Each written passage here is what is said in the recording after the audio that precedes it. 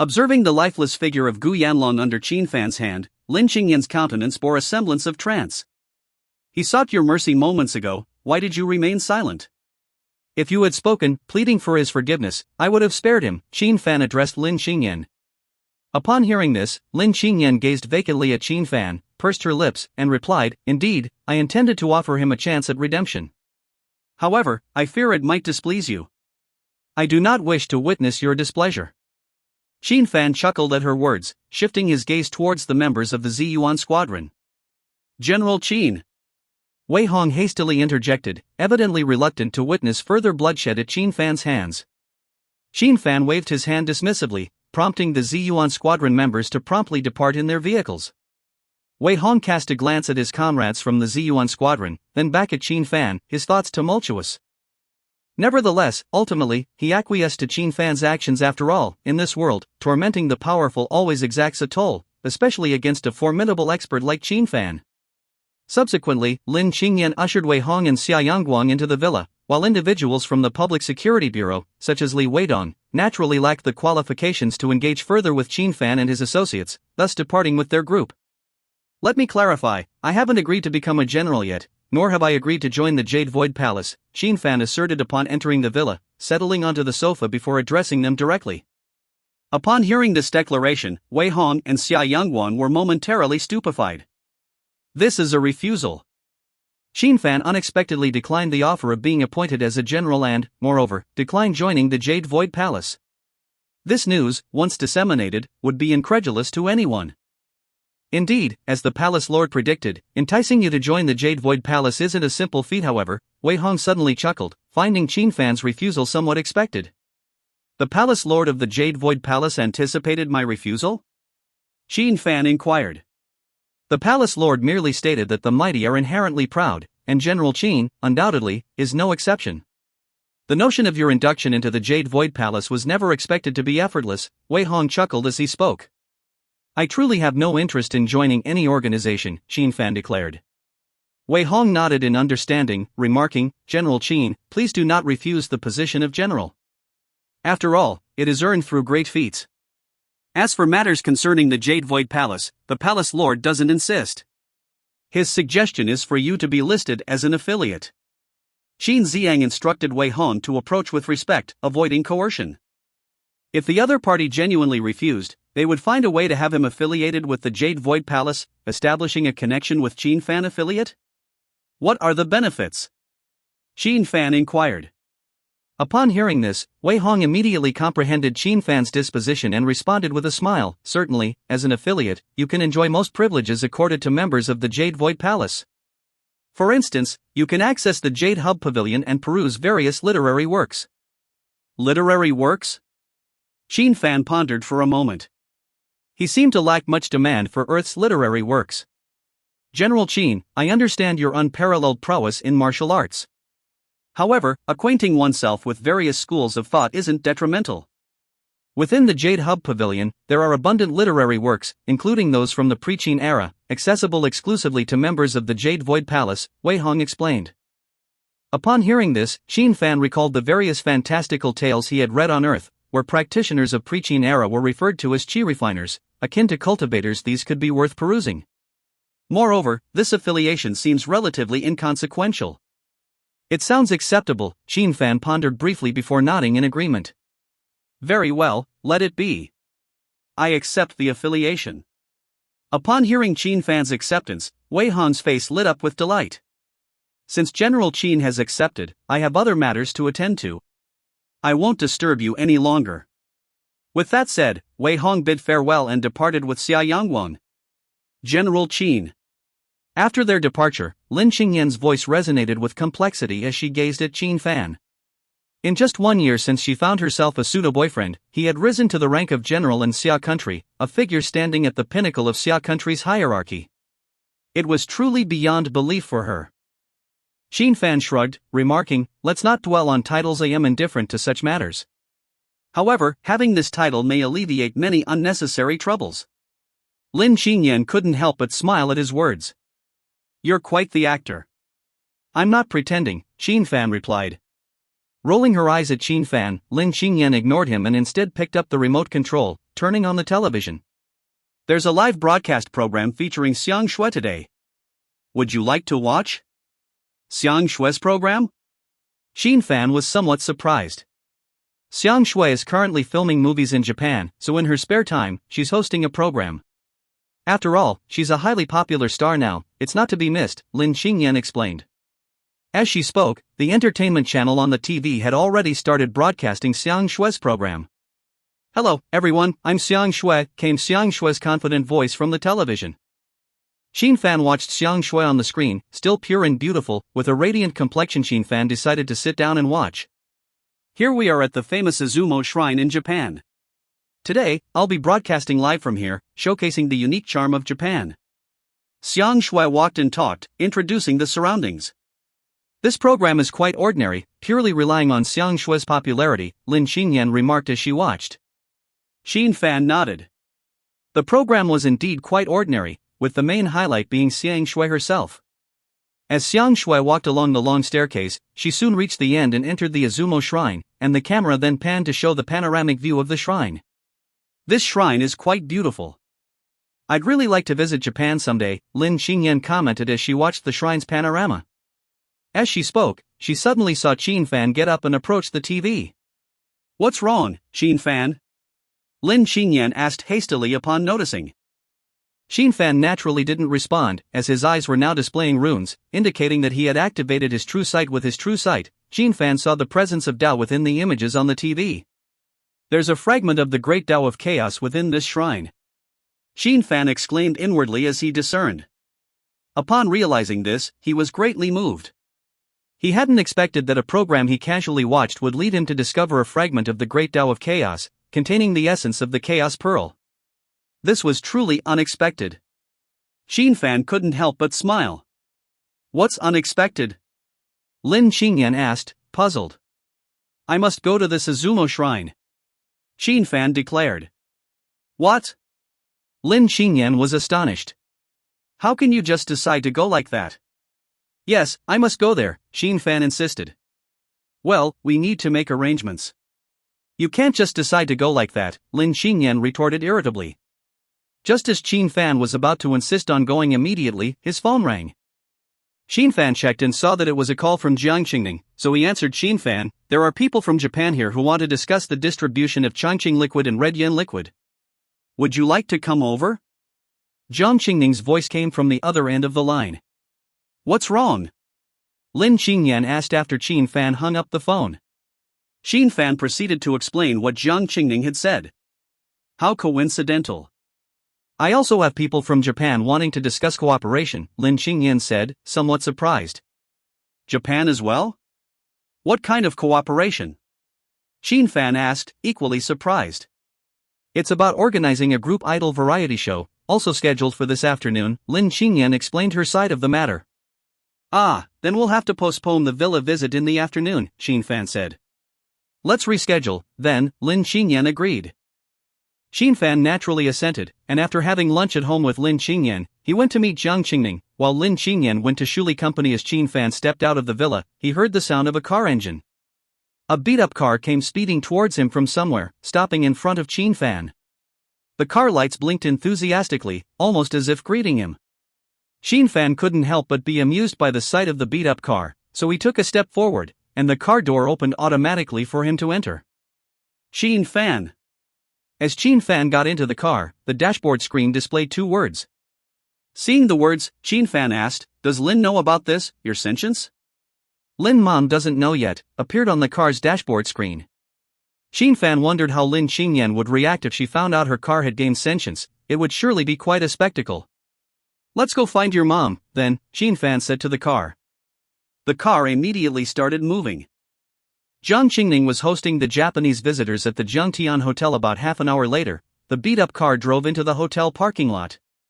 As Chen Fan was already a VLP, very important person, at the Zhangtian Hotel, the manager, Su Yan, came over to greet him respectfully. Under Su Yan's guidance, Chen Fan quickly arrived at the luxurious private room in the hotel. Jiang Qingning, along with Jiang Tianxiang and key staff from Tianqing Company, were there, along with 4 Japanese individuals. Seeing Chen Fan approaching, Jiang Qingning got up, ran over, and naturally took Chen Fan's hand to introduce him to the Japanese. Hello, Mr. Chen, I'm Kagura Yukino, a woman dressed in a pink kimono, with her black hair elegantly coiled up, introduced herself politely after Jiang Qingning's introduction. After the introductions, Kagura Yukino also introduced the two people beside her. One was a middle-aged man named Chada Hiroku, dressed in a samurai costume with a samurai sword at his waist. The other was a younger man named Hanyu Ichiro, also in a samurai costume, with a samurai sword at his waist. Chen Fan smiled at the three of them, nodded slightly, and then sat down. He wasn't particularly interested in business matters, all negotiations would be handled by Jiang Qingning and the others. However, Chen Fan did listen to quite a few things. The Chongqing liquid and red yen liquid were extremely popular, almost unparalleled in Xia country. Many companies wanted to cooperate, but Jiang Qingning had no intention of collaborating with any force within Xia country, which also aligned with Chen Fan's thoughts. As for expansion overseas, Jiang Qingning naturally wanted to start with neighboring countries, with Japan being the preferred choice. However, due to legal reasons, they could only seek agents to enter Japan first. But during the conversation with Jiang Qingning, she had already told Chen Fan her thoughts. She wanted to rely on agents to expand the market first, and when the time was right, she would establish a branch in Japan and have Tianqin enter the market themselves. At the dinner table, as they toasted and chatted, the cooperation was quickly negotiated. We're delighted to collaborate with Tianqin Company this time. Cheers, Kagura Yukino said, raising her glass after the negotiation. Everyone else raised their glasses and joined in the toast. After Kagura's toast, she walked over to Jiang Qingning, with a smile on her face, and said, "Thanks to Miss Jiang for this cooperation. I'll drink to you, Miss Jiang." Upon hearing this, Jiang Qingning smiled and stood up, clinking glasses with Kagura Yukino. But in the blink of an eye, just as they clinked glasses, a short sword suddenly appeared in Kagura Yukino's left hand. The sword swiftly pressed against Jiang Qingning's delicate white neck. As long as Yukino moved slightly, Jiang Qingning's neck would be pierced. What are you doing? Miss Yukino, what's the meaning of this?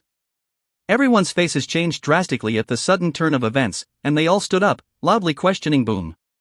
In an instant, Chada Hiroku drew his samurai sword and swung it down with lightning speed. The sword's fierce aura exploded, instantly splitting the huge table in half. The burst of sword aura also affected many untrained people, causing them injuries. For a moment, the whole scene fell into silence as everyone looked towards Yukino and her companions with anger and confusion. Why did it suddenly turn out like this? Jiang Tianxion's expression turned dark as he asked loudly. Mr. Jiang, don't get agitated, or I might accidentally stab Miss Jiang's neck with my sword, which wouldn't be good, Yukino said with a smirk. Upon hearing this, Jiang Tianxion's face turned ugly, but he could only try to appease her, saying, Miss Yukino, please don't hurt my granddaughter. Let's talk things through. Are you targeting me? Chen Fan, sitting not far away, asked with a half-smile. As Chen Fan spoke, everyone immediately understood. Their main purpose in kidnapping Jiang Qingning was to threaten Chen Fan. However, didn't they realize Chen Fan's strength? Were they seeking death? It's an honor to meet the legendary Mr. Chen, Yukino said as she held the knife against Jiang Qingning's neck. Speak. What are your intentions? Chen Fan asked calmly. Hell. Yukino spat out the word. Chen Fan's eyebrows furrowed slightly at the response. You're from hell? Isn't hell a Western force? Mr. Chen, although there are only 72 demons in hell, each of these demons has their own forces and is spread throughout the world, so it's normal for us to be from hell, Yukino explained. Speak. What are your intentions? Chen Fan asked again. We want to invite Mr. Chen to accompany us to Japan, Yukino said. Are you planning to capture me? To establish hell's authority? Chen Fan asked with a smile. Mr. Chen, you've killed many of hell's people naturally, we want to kill you to establish our authority. But the Chongqing liquid and red yen liquid seem to involve the secret of immortality, which interests our master, so we want to invite you for a chat in Japan, Yukino explained. Do you think kidnapping Jiang Qingning will make me comply with you? Chen Fan said disdainfully. Mr. Chen, in reality, we're not sure if Miss Jiang alone can make you yield. But what if we add Lin Qingyan and Xiang Shui? Yukino asked with a smile. Lin Qingyan and Xiang Shui? Upon hearing this, Chen Fan's face revealed a trace of surprise. Yes.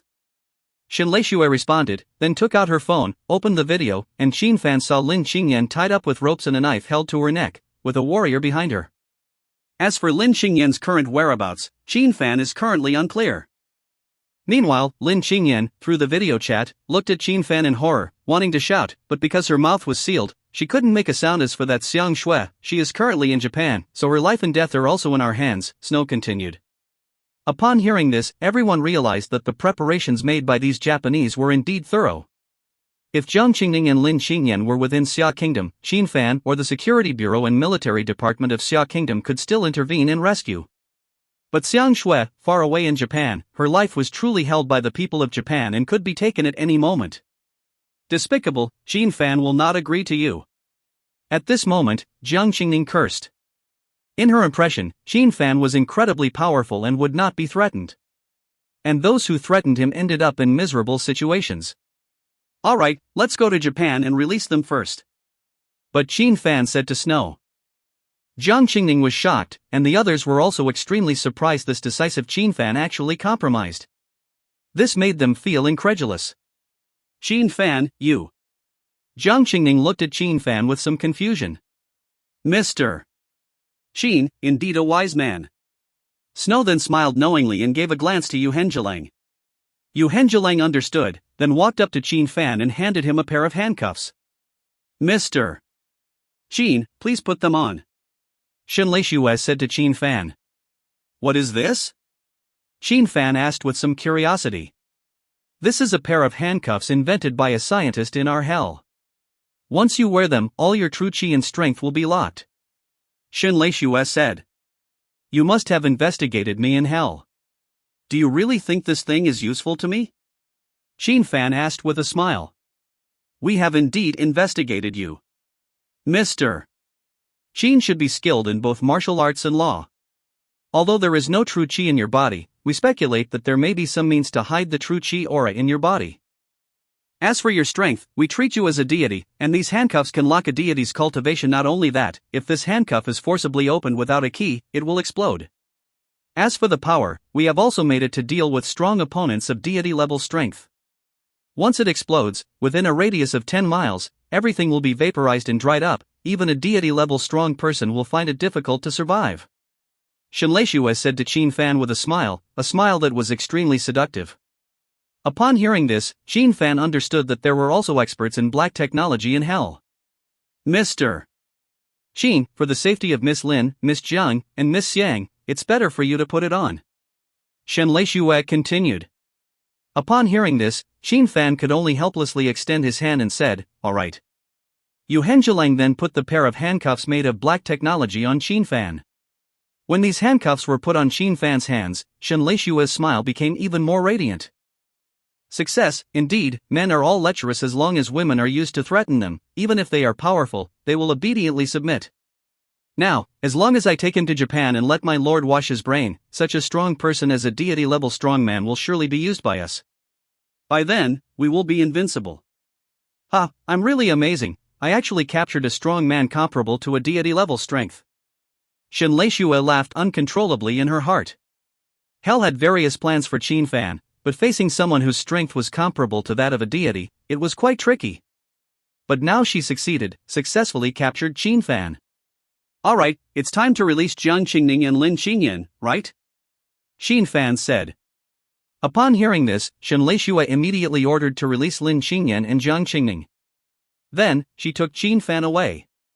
After Chen Fan left, everyone exploded. Will Mr. Chen be in trouble?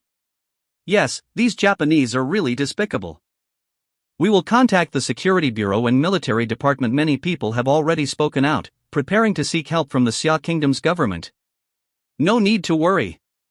However, at this moment, Jiang Qingning suddenly loudly stopped these people. Upon hearing this, everyone looked at Jiang Qingning with puzzlement. Trust, Mr. Chen. Jiang Qingning said. After saying this, Jiang Qingning didn't explain at all, but quickly contacted Lin Qingyan. Miss Jiang, Chen Fan? Lin Qingyan immediately asked when she received Jiang Qingning's call. He went to Japan with those Japanese people. Jiang Qingning said immediately. He went to Japan? Lin Qingyan was slightly surprised. What's wrong? Jiang Qingning seemed to sense something and asked. He mentioned earlier that he must go to Japan once. Lin Qingyan said. Did you notice something? Jiang Qingning asked. He's not someone who easily compromises. Lin Qingyan said. Upon hearing this, Jiang Qingning smiled and said, as long as you're safe. Yeah. Lin Qingyan responded, then the two tacitly hung up the phone. On the other side, Chen Fan was brought onto the plane heading to Japan by Chen Leishue and her companions. This was a private plane belonging to Chen Leishue and her group, flying directly to Japan. Chen Fan sat opposite Chen Leishue, with Chong Tiandakong and Yu Henjilang sitting on either side of him. Miss Shen, you're truly remarkable. Yu Henjilang couldn't help but say. Now that Chen Fan has been handcuffed, he can't stir up much trouble anymore. That's right, Miss Shen, you've made a great contribution this time and will surely be appreciated by our Lord. Chong Tiandakong said. It's just seizing a weakness. I analyzed the people around him and found that there were many beautiful women appearing, so I figured this man must be a lecherous person. Therefore, threatening him with a woman would surely make him submit. Chen Leishue couldn't contain her excitement. Upon hearing this, the two also laughed. Indeed, everyone has weaknesses, no matter how strong they are. Has the message been sent back? Chen Leishue asked Miss Shen. We have already sent the message back. Our Lord is both excited and worried. Chong Tiandakong said. Worried? What's there to worry about? Now that he's wearing these handcuffs, there won't be any accidents. Chen Leishue said. Upon hearing this, both of them nodded. Then Chen Leishue looked at Chen Fan, with a smile like a crescent moon, and asked, feeling frustrated, aren't you? You're very confident. Chen Fan asked plainly. When everything is under my control, why wouldn't I be confident? Chen Leishue smiled. So, you mean this trip to Japan is a matter of life and death for me? Chen Fan asked. Chen Leishue, dressed in a kimono that accentuated her exquisite figure, extended her fair jade hand, gently stroked her hair, and her captivating eyes glanced at Chen Fan with a faint smile. Yes, it's a matter of life and death. Then where are you taking me in Japan? Chen Fan asked. Of course, to Isumo Shrine. Chen Leishue smiled. Isumo Shrine? Is Xiang Shui also there? Chen Fan asked. Yes, so if you want to resist, Xiang Shui will die at any time, you know? Don't you want such a beautiful woman to die like that? Chen Leishue said to Chen Fan with a smiling face, while picking up a cup of sake and drinking it in one gulp. That's quite a coincidence. Chen Fan chuckled. Coincidence? What's so coincidental? Chen Leishue asked. I also wanted to go to Isumo Shrine, so it's really quite a coincidence. Chen Fan said. Chen Leishue frowned slightly, looking at Chen Fan with some confusion, and asked, what were you originally going to do at Isumo Shrine? To take something, there's something I need there. Chen Fan smiled. Ridiculous. Chen Leishue said coldly, everything at Isumo Shrine belongs to our Japan, especially our Lord. How do you plan to take things? Of course, by force. Chen Fan said with a smirk. Chen Leishue was slightly stunned at his words, then smiled charmingly. You truly deserve to be a quasi-deity level powerhouse, maintaining such a good mentality even at this time. Joking around, Chen Fan also laughed along, saying, I'm not joking. Alright, aren't you aware of your situation? Chen Leishue said coldly. Next to Chen Fan, Chong Tiandakong listened to Chen Fan's words and for some reason, had a foreboding feeling. This Chen Fan was assessed as a quasi-deity level powerhouse.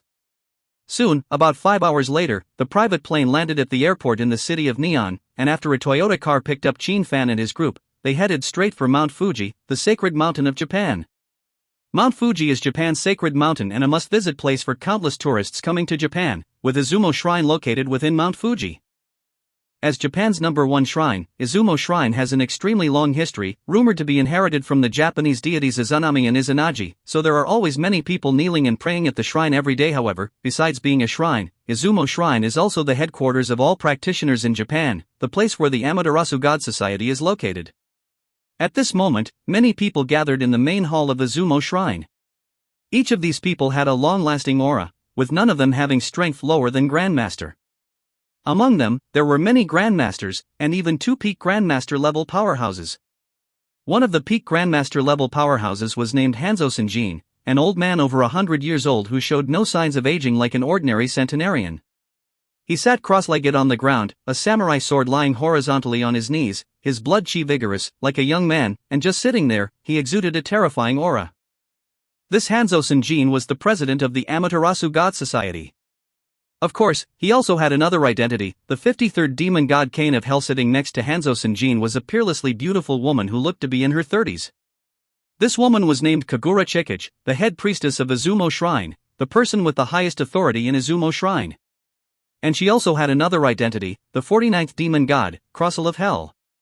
Because of Hanzo Senjin and Kagura Chikage, the entire Isumo Shrine, and even the entire Amaterasu God Society of Japan, could be said to be vassals of Hell. Lord Priestess, did Miss Snow really capture Chen Fan, the enemy of Hell?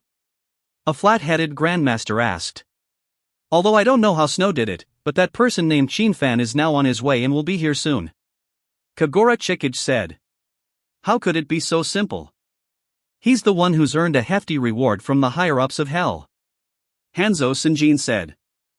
Within Hell, every 8 demon gods form a tier, and those who wield the highest authority are the first 8 demon gods. It's these 8 demon gods who've issued the bounty on Chen Fan's life. Within Hell, anyone who kills Chen Fan can receive a reward. So, many demons within Hell are eager because of the generous reward for Chen Fan. Hanzo Senjin naturally understood these 8 individuals.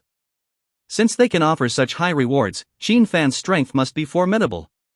Although Shun Leishue is a disciple of Kagura Chikage, her strength is not strong, only at the Grandmaster level, and the people accompanying her are also only at the Grandmaster level. But Chen Fan, designated as a quasi-deity level powerhouse by the higher-ups of Hell, wouldn't be easily subdued. Let's wait and see. Kagura Chikage said with a smile. She wasn't particularly interested in helping Hell seek revenge. However, after she came into contact with the elixir of youth and the elixir of longevity, she immediately realized the extraordinary nature of these 2 things in her view. The elixir of youth preserves eternal youth, while the elixir of longevity extends lifespan. Of course, the elixir of youth and the elixir of longevity are most likely rudimentary elixirs. Only the genuine original versions can achieve eternal youth and longevity. The reason she wanted to capture Chen Fan was to find out if combining the 2 could achieve immortality. In pursuit of immortality, she was willing to sell Isumo Shrine to Hell, making the entire martial arts and cultivation community of Japan vassals of Hell. If you were to go personally, I would believe it, but your disciple, in my opinion, is not up to the task and definitely won't succeed. Hanzo Senjin shook his head. Although both of them belonged to Hell, and were even from Isumo Shrine, in reality, their relationship was not harmonious. Especially Hanzo, who had never accepted Kagura Chikage's position surpassing his own in Hell. He wanted to completely control Isumo Shrine and the Amaterasu God Society, becoming the top figure in Japan. This time, when Shen Leishue went to capture Chen Fan, he never had any hope for it, using it as an opportunity to challenge. Hanzo, do you look down on my disciple like this? Kagura Chikage asked, somewhat displeased. If your disciple succeeds, from then on, I will wholeheartedly acknowledge the supremacy of your Shin clan, without any reservations. Hanzo Senjin said in a deep voice. Lord Hanzo, you've said it. Just as Hanzo's voice fell, a somewhat frivolous and discontented voice sounded. Everyone present immediately turned towards the entrance of the main hall. They saw Shen Leishue, walking in with her head held high. Miss Shen. Many people saw her and immediately respectfully greeted. And as everyone called out, they naturally saw Chen Fan following behind Shen Leishue, especially the handcuffs he was wearing, indicating that he was indeed the Chen Fan that the priestess and Hanzo wanted to capture. Teacher, I have returned. Yukino Kamikage smiled as she walked with Chen Fan to the center of the Grand Hall, where she respectfully addressed Kamikage Chiaing. Yukino, is this Chen Fan? Kamikage Chiaing's gaze fell upon Chen Fan, her brows furrowing. Yes, he is the Chen Fan that Hell is after, Yukino affirmed confidently. So young? Are you trying to deceive us? Banzang Qianrun asked sternly. Lord Banzang, I assure you, there is no deception. This man is the one who killed Huan Daomo, Bloody Mary, and Knight Kent, causing numerous deaths in Xia country. Yukino Kamikage spoke with absolute certainty. Therefore, Lord Banzang, should you not fulfill your promise and recognize our Kamikage clan as masters? Banzang Qianrun frowned, then stated, "Hell has provided us with no photographs of Chen Fan. Your words alone are not sufficient evidence for me to believe." Yukino Kamikage knew she needed proof, and the simplest way was to have Chen Fan demonstrate his abilities. However, she would never unlock Chen Fan's handcuffs herself. So, she looked to Yukino Ichiro and Kotatsu behind her. "Lord Banzang, this man is indeed Chen Fan." "I can attest to it." Kotatsu Daiko stepped forward to speak. "Indeed, neither I nor Kotatsu could match him. If not for Miss Yukino's intervention, we would have perished at his hands." Yukino Ichiro also spoke up. Yukino Kamikage had anticipated Banzang's skepticism and had discussed this with the two beforehand. "Your words are of no use. I will not believe unless I personally engage him in combat," Banzang Qianrun said coldly. Seeing this, Yukino Kamikage's expression darkened as she glanced at her mentor, Kamikage Chiaing this time, bringing him back. As long as she can perform the Kamikage clan's unique spiritual technique, she can brainwash Chen Fan and make him a servant of the Kamikage clan. Then, everything will be revealed. By then, both Isumo Shrine and the Sun Goddess Society will belong to the Kamikage clan privately, and the Kamikage clan will ascend to the pinnacle of Japan. But Banzang was vehemently opposed, not wanting the Kamikage clan to expand further. However, Kamikage Chiaing naturally understood Yukino Kamikage's intentions and thus said, "If you wish to engage him, why not wait for me?" Crack! Before Kamikage Chiaing could finish her sentence, a sound of fracture rang out.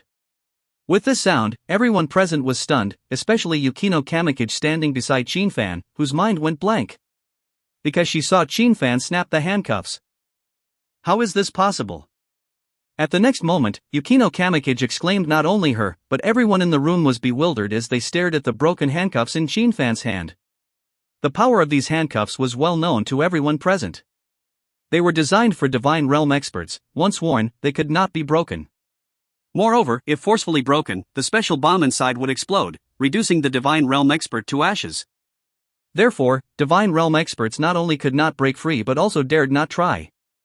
Yet now, Chen Fan had broken them. What about the bomb? Why didn't it explode? So, everyone present was dumbfounded. "Miss Yukino, be careful." Yukino Ichiro was the first to react, pulling Yukino Kamikage aside and shielding her. And at that moment, the entire hall descended into chaos. Everyone retreated frantically, worried that the explosion of the bomb might involve them. "Don't worry, the bomb has been disabled, it won't explode for the time being," Chen Fan's calm voice rang out at this moment. With his words, the hall immediately quieted down. Everyone looked at Chen Fan in astonishment. At this moment, Chen Fan calmly broke the handcuffs and threw them to the ground. "Aren't you surprised? This high-tech handcuff is useless against me?" Chen Fan said with a smile. Finishing his sentence, he turned to Yukino Kamikage and said with a smile, "I am truly grateful to you for bringing me here. Not only did you bring me here, but you also gathered so many people, saving me a lot of trouble." "Chen Fan, have you forgotten? Sang Yue is right here at the Isumo Shrine.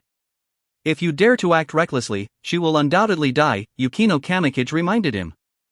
"I know, and I also know that Sang Yue is right behind me, so I didn't let the bomb explode," Chen Fan said.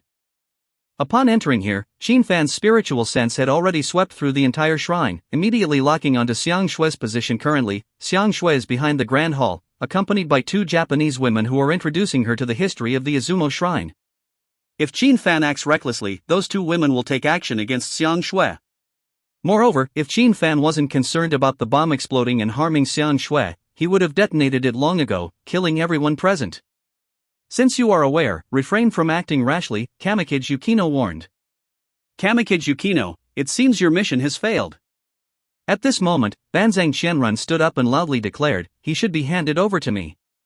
One sword is enough." As his words fell, the sound of a drawn sword rang out. Banzang Qianrun swiftly unsheathed his samurai sword and struck out in a single motion. In an instant, the blade gleamed, gathering an exceedingly sharp sword aura, resembling a crescent moon flying towards Chen Fan. Swish. A sound of cleavage echoed instantly, and then everyone saw a body cut in half, blood and flesh splattering. Kamikage Chiaing, upon witnessing Chen Fan break free from the handcuffs, felt some concern, but upon seeing the bisected corpse, she showed a disdainful expression. However, the next moment, her expression froze. After the figure was cleaved in half, Chen Fan remained motionless, while the one slain by the sword was unexpectedly Kamikage Yukino. What's going on? Kamikaze Chiaing's eyes widened. When did you bring Yukino in front of you? Of course, it was when I made that strike, Chen Fan said with a smile. After speaking, he turned to Banzang Qianrun and asked, clean and decisive. You deserve my praise. Banzang Qianrun's face was extremely unsightly at this moment. He had actually slain Kamikaze Yukino with one sword, completely turning against the Kamikaze clan. Die! Suddenly, Banzang Qianrun roared, and with a stomp, his figure shot out like lightning, appearing in front of Chen Fan in just 3 seconds. Swish! Like a snowflake, the sword aura flashed, and Banzang Qianrun's samurai sword slashed towards Chen Fan's neck with the force of thunder.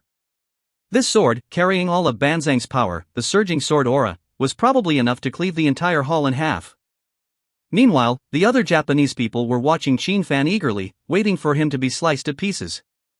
However, at this moment, Chen Fan extended his right hand and instantly grasped Banzang Qianrun's neck, causing his samurai sword to halt midway. Simultaneously, all of Banzang Qianrun's sword aura and attacks dissipated at this moment. Chen Fan held Banzang Qianrun's neck like a little chicken, lifting him into the air, and then exerted force with his fingers. Crack! A sound of fracture echoed, and Banzang Qianrun's neck was directly snapped, his head slumped to the side, dead. Silence! In an instant, the whole place fell silent, not even the sound of a bird could be heard. The Japanese people at this moment, their faces were filled with fear. Because Banzang Qianrun, the #1 martial artist in Japan, had just been easily killed by someone, his neck snapped. Kamikaze Chiaing and the others were truly stunned. The foremost martial practitioner in the gathering, Banzang Qianrun, had been casually dispatched by Chen Fan, his neck snapped and life extinguished. As a result, the Japanese attendees were at a loss, their only response being to gaze fearfully at Chen Fan. Clap! It wasn't until Chen Fan subsequently tossed Banzang Qianrun's corpse to the ground that they snapped out of their daze. Don't act rashly, Sang Yue is in our hands. Kamikaze Chiaing was the first to react, her voice sharp as she addressed Chen Fan. Though her strength wasn't much superior to Banzang Qianrun's, she focused on the cultivation of Daoist techniques and spiritual power, earning her significant respect from hell. However, faced with Chen Fan, who could effortlessly dispatch Banzang Qianrun, engaging him meant certain death. However, at this moment, she recalled that Chen Fan was recognized by the higher-ups in Hell as an approved quasi-divine realm expert. For the task of eliminating him, Hell's higher-ups had offered an exceptionally high reward, indicating Chen Fan's strength. Is that so? Chen Fan looked at Kamikaze Chiaing with a smile. I'm not joking. As long as you dare to make a move again, Sang Yue will undoubtedly perish, Kamikaze Chiaing warned. Then why don't you try? Chen Fan replied nonchalantly. Upon hearing Chen Fan's words, Kamikaze Chiaing's expression froze slightly, her pretty face growing grim. Aren't you afraid of Sang Yue's death? One person's life in exchange for all of yours seems like a fair trade to me, Chen Fan said with a smile. Kamikaze Chiaing was momentarily dumbfounded by his words. Didn't Yukino say that Chen Fan's weakness was women? Why does he seem so indifferent now? However, Kamikaze Chiaing was a seasoned individual who had seen much in her life. She was not distracted by Chen Fan's words and continued, You think I don't dare? I'll make you regret it immediately. She then took out her phone and dialed a video call, connecting to a Japanese woman. After the call was answered, Kamikaze Chiaing immediately said, Yoko, take action. Upon hearing this, Yoko was initially stunned, then her expression turned cold. A short sword fell from her sleeve, and she immediately thrust it towards Sang Yue's chest. Yoko was a master at the innate realm, while Sang Yue was just an ordinary person in her eyes. Killing Sang Yue was a simple task. Sang Yue was still chatting with another priestess named Kamikaze Naomi, completely unaware of Yoko's actions. When she realized what was happening, she found Yoko's short sword just centimeters away from her. However, at this moment, a red light flashed from the jade pendant on Sang Yue's chest, and then a light shield enveloped her. Yoko's sword struck the shield, and then she began to burn with scorching flames. The flames quickly spread all over Yoko's body, and then, to the astonishment of Sang Yue and the others, she was incinerated to ashes, leaving no trace of her remains. What? What are you doing? Sang Yue came to her senses, realizing that the other party intended to kill her. However, she couldn't understand why everything was fine just a moment ago, but now they suddenly wanted to kill her. She turned to Kamikaze Naomi beside her, wanting to inquire, but Kamikaze Naomi's face was full of fear as she kept retreating, shaking her head repeatedly. Miss, I really didn't know. I was just sent to monitor you. Monitor? What's going on? Xiang Shui asked coldly. If it weren't for the necklace Chen Fan gave her, she would have died just now. Probably. Something happened in the main hall. Kamikage Naomi said tremblingly. Then take me to the main hall, Xiang Shui said immediately. Immediately, she and Kamikage Naomi headed towards the main hall. Inside the main hall, silence fell once again. Kamikage Chiaying intentionally showcased what had happened with the monitoring footage, allowing everyone to witness it. Kamikage Yoko's attempt to assassinate Xiang Shui resulted in her being reduced to ashes. Chen Fan looked at Kamikage Chiaying and shrugged. So, give it a try. Xiang Shui has the pendant I gave her, which is a top-grade foundational spiritual defense tool. If you want to breach it, you'll need someone at the divine realm level on Earth. So, you deliberately came here from the beginning. Kamikage Chiaying's voice trembled. That's right. None of your threats can intimidate me. I simply wanted to come, so I came, Chen Fan said calmly. In an instant, the leader of the Isumo shrine, Kamikage Chiaying, felt her heart sink to the depths of despair. She knew it was over. What followed was Chen Fan's massacre. However, Kamikage Chiaying's terrified expression suddenly changed, becoming enchanting. Her tone shifted to one of allure. Mr. Chen, if you spare me, I can do anything for you, even betray hell. As she spoke, her voice resembled a bewitching melody, capable of tugging at one's heartstrings. Yet Chen Fan, observing Kamikage Chiaying's vision, saw a transformation. He witnessed her dancing seductively, her hands as pure as jade, gradually removing her own clothes. Your crude seduction, let's not bother with it, Chen Fan sneered. At that moment, with a wave of his hand, a resounding slap echoed the incomparably beautiful Kamikage Chiaying was instantly reduced to a mist of blood, utterly lifeless. Seduction is an attack on the mind and soul. With Chen Fan's current mental strength, Kamikage Chiaying's seduction was likely only hastening her own demise by his hand. Chen Fan was ruthless. Kamikage Chiaying's appearance might have driven many men in Japan mad, but to Chen Fan, she was just another life extinguished with a slap. What followed was a massacre. No one present could escape, as Chen Fan slaughtered them all cleanly. Afterward, he looked forward, and soon, two figures emerged from that direction. Big Brother Chen. When Xiang Shui saw Chen Fan, her hands covered her mouth in disbelief. Are you okay? Chen Fan asked with a smile. Upon hearing this, Xiang Shui immediately understood everything. Big Brother Chen, did they use me to threaten you? Yes. Chen Fan nodded at Xiang Shui and took a good look at her. At this moment, Xiang Shui's body was fully recovered and ready to practice again. Big Brother Chen, what exactly happened? Xiang Shui asked, still curious. Chen Fan then recounted the whole story to her. Xiang Shui's face turned ugly after hearing it. She looked at Kamikage Naomi angrily and said, so everything was your trap? I didn't know. I'm just an apprentice priestess. Yukino's sister sent me to befriend you. I really didn't know anything. Kamikage Naomi shook her head in horror. Xiang Shui, should I kill her? Chen Fan suddenly asked. Xiang Shui hesitated when she looked at Kamikage Naomi. She had only known Kamikage Naomi for a little over 10 days, and their relationship was really good. So, she finally said, Big Brother Chen, let's just let it go. Kamikage Naomi looked grateful as she glanced at Chen Fan. However, just as Xiang Shui finished speaking, Chen Fan slapped Kamikage Naomi to death with one palm. Xiang Shui was stunned in place. After a moment's pause, Xiang Shui finally regained her senses, looking at Chen Fan with a puzzled expression. Chen, big brother, why do you still insist? Xiang Shui, it's not that she doesn't want to act, but she can't. If she had enough strength, she would definitely act against you like someone else. Chen Fan explained to Xiang Shui. Upon hearing this, Xiang Shui stood there in a daze. Since Shangla Naime is from the Shangla clan and was sent to Xiang Shui's side, how could she not know everything? However, Shangla Naime pretended to be harmless by Xiang Shui's side, just to deceive her. Xiang Shui, I will soon teach you cultivation. Once you embark on the path of cultivation, it will be extremely perilous, so never easily trust anyone. Chen Fan spoke with great solemnity as he saw Xiang Shui standing there blankly. The path of immortality has always been fraught with danger. Any hint of mercy will only lead to one's own downfall. This is the experience Chen Fan gained after more than 200 years on the path of immortality. Sang Yue was somewhat bewildered by this, but still nodded in acknowledgement. Yes, Chen big brother, I will remember. Let's go, Chen Fan said. Chen big brother, where are we going? Sang Yue inquired upon hearing this. We are naturally going to retrieve something. I have no interest in specifically killing these insignificant ants, but I came here personally because there is something I need. Chen Fan explained. With that said, Chen Fan led Sang Yue towards the interior of Isumo Shrine.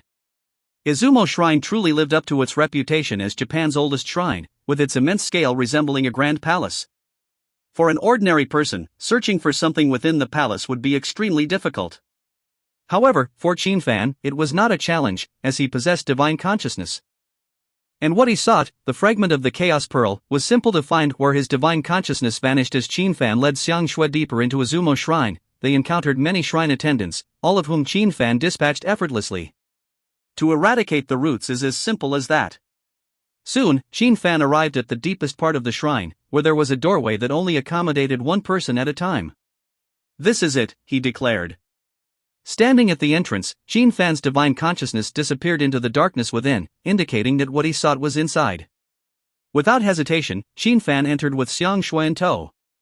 Because divine consciousness was entirely absent here, Chen Fan activated his true sight and proceeded forward. Along the way, Chen Fan encountered numerous traps and mechanisms, all of which were child's play for him to disarm. Finally, Chen Fan reached the bottom, where a palace lay. He casually cast a spell, releasing a sphere of light that instantly illuminated the chamber. What is all this? Upon being illuminated, Sang Yue saw the murals on the chamber walls and immediately covered her eyes, her face flushing with embarrassment, unable to look at the erotic scenes depicted. These murals depicted various sexual positions, which were quite scandalous for a maiden like Sang Yue, who covered her eyes in embarrassment. It's a method of cultivation. That Shang Lichenying probably relied on this cultivation method to maintain her youth, Chen Fan explained after scanning the murals. Sang Yue, naturally, couldn't understand. Chen Fan then proceeded to explain to Sang Yue what cultivation and dual cultivation were, causing her cheeks to blush furiously. Don't underestimate dual cultivation. The harmony of yin and yang is an extremely profound path on the journey of cultivation, surpassing many other methods. Chen Fan addressed Sang Yue seriously. Listening, Sang Yue's face turned even redder, thinking, could Chen big brother want to? Upon this realization, Sang Yue quickly shook her head, not daring to entertain further thoughts. Meanwhile, Chen Fan paid no attention to the murals. Instead, he swiftly searched the chamber. Before long, he arrived at a wall, and with a flick of his fingers, he revealed the entrance to a hidden chamber. Then, Chen Fan and Sang Yue entered the chamber. This is the mirror, Chen Fan announced upon entering, immediately spotting a beautifully crafted mirror on one of the pedestals. Could this be the Yada mirror, one of Japan's 3 sacred treasures?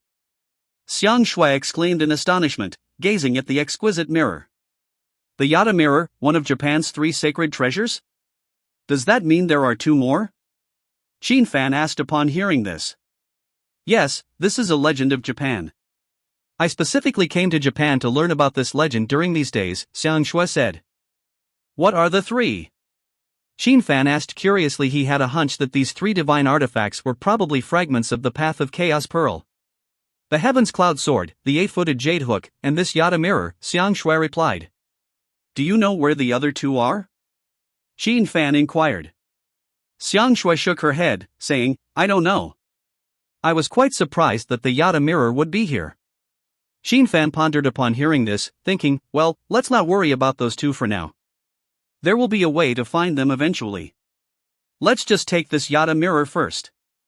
Immediately, Chen Fan released the Chaos Pearl.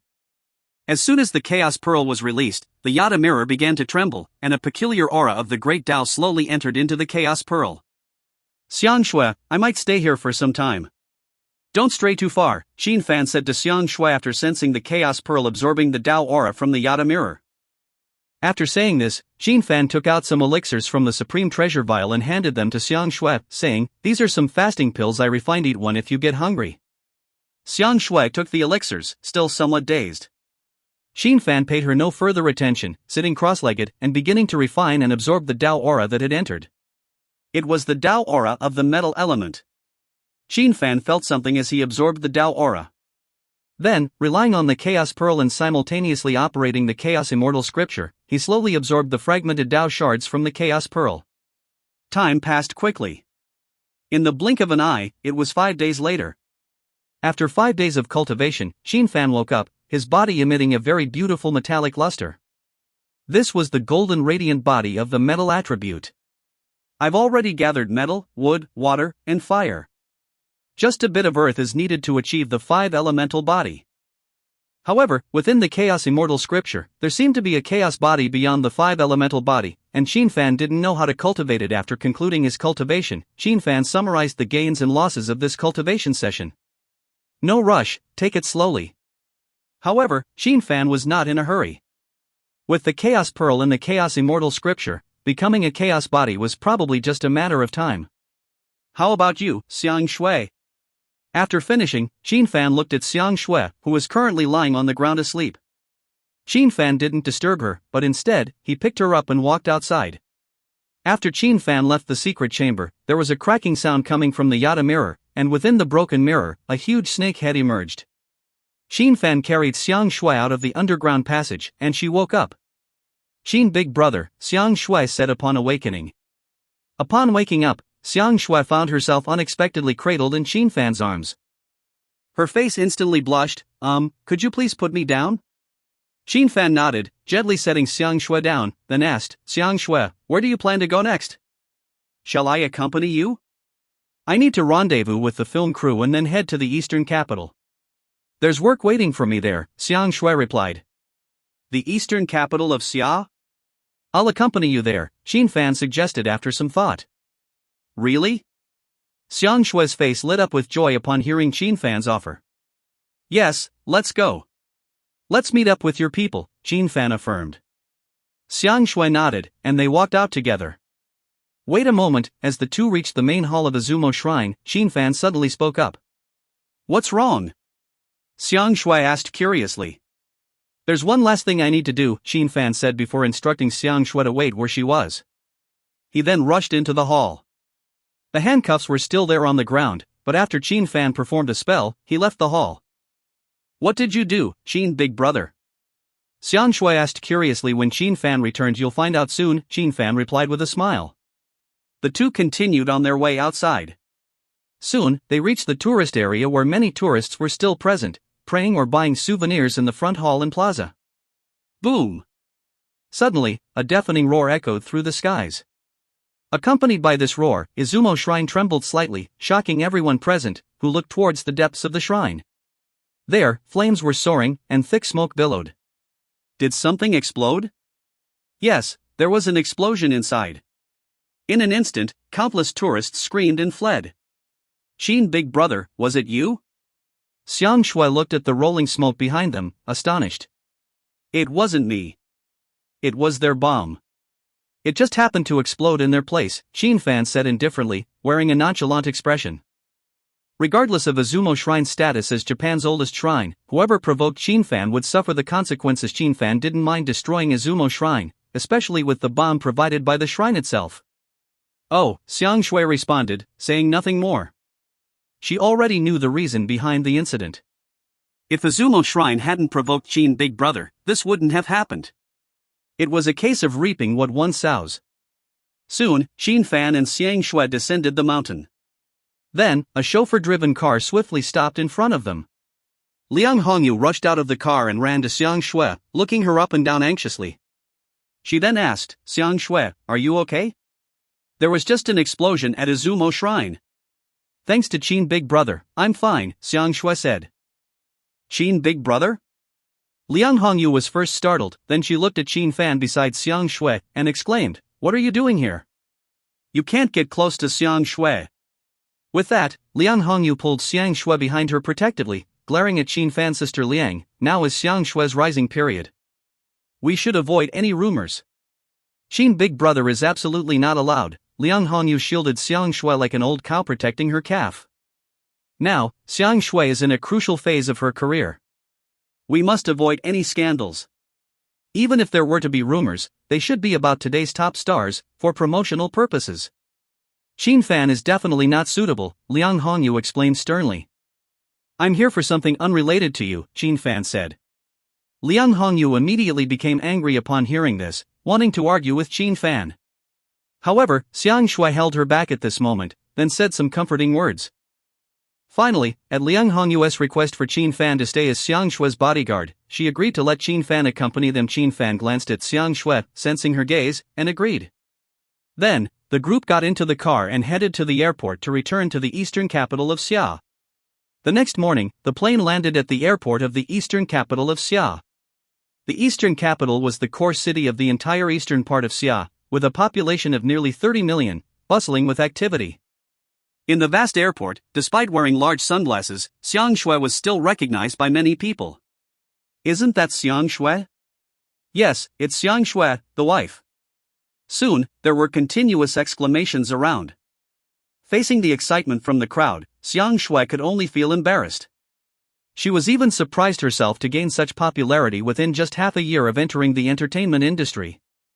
Of course, this was all due to the efforts of figures like Xiuli and Huan Daluzzi.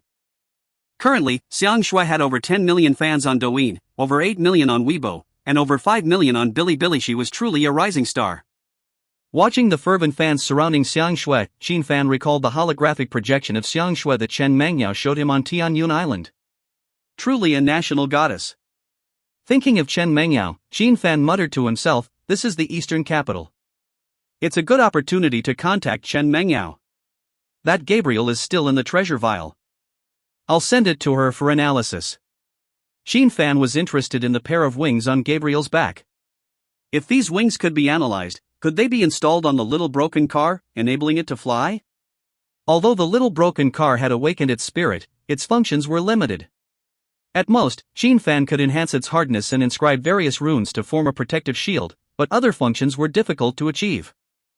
If those wings were installed on the little broken car, it would be quite interesting. With these thoughts in mind, Chen Fan's consciousness immediately contacted the little broken car, which was originally parked at the entrance of Lin Qingyan's villa in Jiangcheng. Suddenly, it started and headed straight to the eastern capital to find Chen Fan. This was the advantage of having a spirit.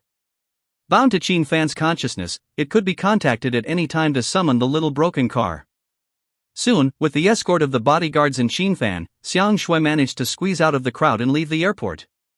Chen big brother, I really didn't expect it to be like this, Sang Yue said somewhat embarrassedly to Chen Fan after leaving the airport.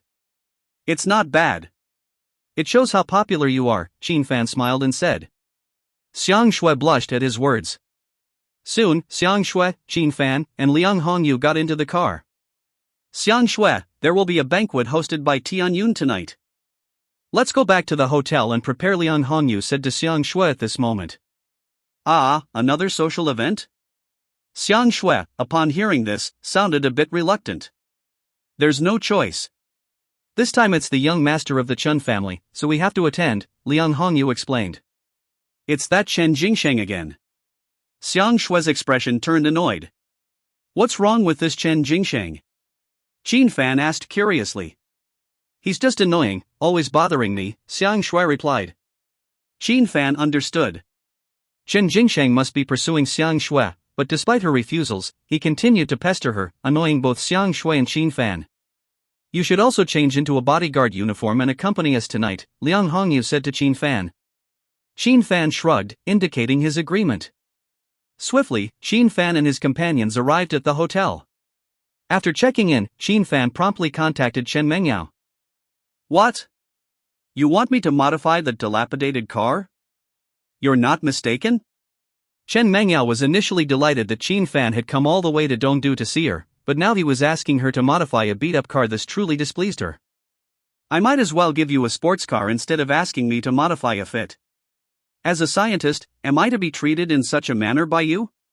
Chen Mangyao couldn't contain her dissatisfaction as she spoke to Chen Fan. That's no ordinary car, you'll see once you lay eyes on it, Chen Fan remarked. Even if it's not ordinary, it's still a beat-up car, Chen Mangyao retorted, unimpressed. Chen Fan didn't dwell on the matter. Regardless, once Chen Mangyao saw it, she would surely be astonished. So he inquired, where should I meet you? At Tianyun Club, but currently, I'm unavailable to meet you. Come over in the evening, there happens to be a banquet, Chen Mengyao replied. Tianyun Club? Chen Fan was somewhat surprised. What a coincidence. What's so coincidental? Chen Mengyao asked, puzzled. Let's not dwell on it. See you tonight, Chen Fan agreed. Make sure to come tonight, Chen Mengyao said before hanging up the phone. After ending the call, Chen Fan glanced at the time. It was only noon. He prepared to visit Sang Yue and utilized this time to begin teaching her cultivation. Once he contacted Sang Yue, Chen Fan hurried over, finding Liang Hongyu guarding Sang Yue's door. Chen Fan wasn't sure what to say, so he could only compliment, this woman is very dedicated. Of course, Liang Hongyu couldn't stop Chen Fan. He used a magical technique to leave her dazed, then entered Sang Yue's room. Sang Yue had just finished bathing, clad in casual attire, exuding an indescribable innocence. Big brother Chen, sister, you didn't notice, right? Sang Yue asked. She won't notice, Chen Fan assured, gesturing for Sang Yue to sit. Is that so? Sang Yue followed Chen Fan's guidance, sitting cross-legged on the bed. Then, I will impart to you a cultivation technique, Chen Fan announced as his words fell. His consciousness penetrated into Sang Yue's mind. The profound Yin scripture? Sang Yue looked at Chen Fan, blinking. Yes, it's the most suitable cultivation technique for you, Chen Fan confirmed. The profound Yin scripture originated from the Xianin sect. It was the foundational technique of the sect, seized by Chen Fan after exterminating the Xianin sect. As for why he exterminated the Xianin sect? Because they were his enemies, so he eradicated them. How should I cultivate it? Sang Yue inquired. You possess the Taiyin spirit body, you'll definitely sense qi faster than Qin Yan. Senior sister Qin Yan is also cultivating? Sang Yue caught the crucial point immediately. Yes, she spent about a month. You should progress faster than her, Chen Fan said before commencing Sang Yue's cultivation guidance. Sang Yue entered a state of cultivation, while Chen Fan provided preliminary guidance. As time passed, roughly 3 hours later, Sang Yue opened her eyes, excitement evident. Big brother Chen, is this qi sensation? As she spoke, a strand of Yin attribute spiritual energy circulated around her body. Truly deserving of possessing the Taiyin spirit body, Chen Fan couldn't help but marvel inwardly. This adult Taiyin spirit body is indeed remarkable, finding qi sensation in just 3 hours. Compared to Lin Qingyan, she's much stronger. However, claiming Sang Yue to be stronger than Lin Qingyan would be premature. After all, Lin Qingyan's bloodline hadn't fully awakened. It feels very comfortable, sweeping away the fatigue from the journey earlier, Sang Yue remarked. Chen Fan nodded. Now that you've stepped into the threshold of cultivation, you should practice whenever you have time. Can I become as powerful as Big Brother Chen in the future? Sang Yue blinked her beautiful eyes. As long as you don't slack off in cultivation, Chen Fan replied. Okay. Sang Yue happily agreed then. Chen Fan continued guiding Sang Yue's cultivation. Soon, evening arrived. Chen Fan donned a black suit and acted as Sang Yue's bodyguard as they headed to Tianyun Club. Tonight is hosted by the young master of the Chen family. The Chen family is one of the 5 major families in Xia country. Make sure you don't cause any trouble, Liang Hongyu reminded Chen Fan from inside the car. Rest assured. Chen Fan responded with a nod. Tonight, he was going to meet Chen Mengyao, and there would be no trouble. Liang Hongyu was relieved at this, then drove with peace of mind. Chen Fan sensed the position of the old car and had already entered the capital. In half an hour, they would arrive at the Tianyun Club. Soon, about half an hour later, Chen Fan, Liang Hongyu, and Sang Yue arrived at the Tianyun Club. In the parking lot, Chen Fan saw the old car. This pleased him greatly. As long as he got Chen Mengyao to sit in it later, to experience its uniqueness, she would surely help to transform it then. Chen Fan, Sang Yue, and Liang Hongyu entered the club. Liang Hongyu presented the invitation. An additional person? The receptionist frowned, looking at Chen Fan. He is a bodyguard. Liang Hongyu explained. Miss Liang, Miss Xiang, please rest assured. This is a small gathering, absolutely safe, no need for a bodyguard. You can have the bodyguard wait outside. The receptionist said. Sang Yue looked worriedly at Chen Fan upon hearing this. It's all right. You go in first, I'll find you later. Chen Fan responded. The receptionist's face showed disdain upon hearing this. Tianyun Club is a private club. Without an introduction or an invitation, how could one possibly enter? Just a mere bodyguard wouldn't even be qualified to enter. Still somewhat worried, Sang Yue, at Chen Fan's insistence, entered the club with Liang Hongyu.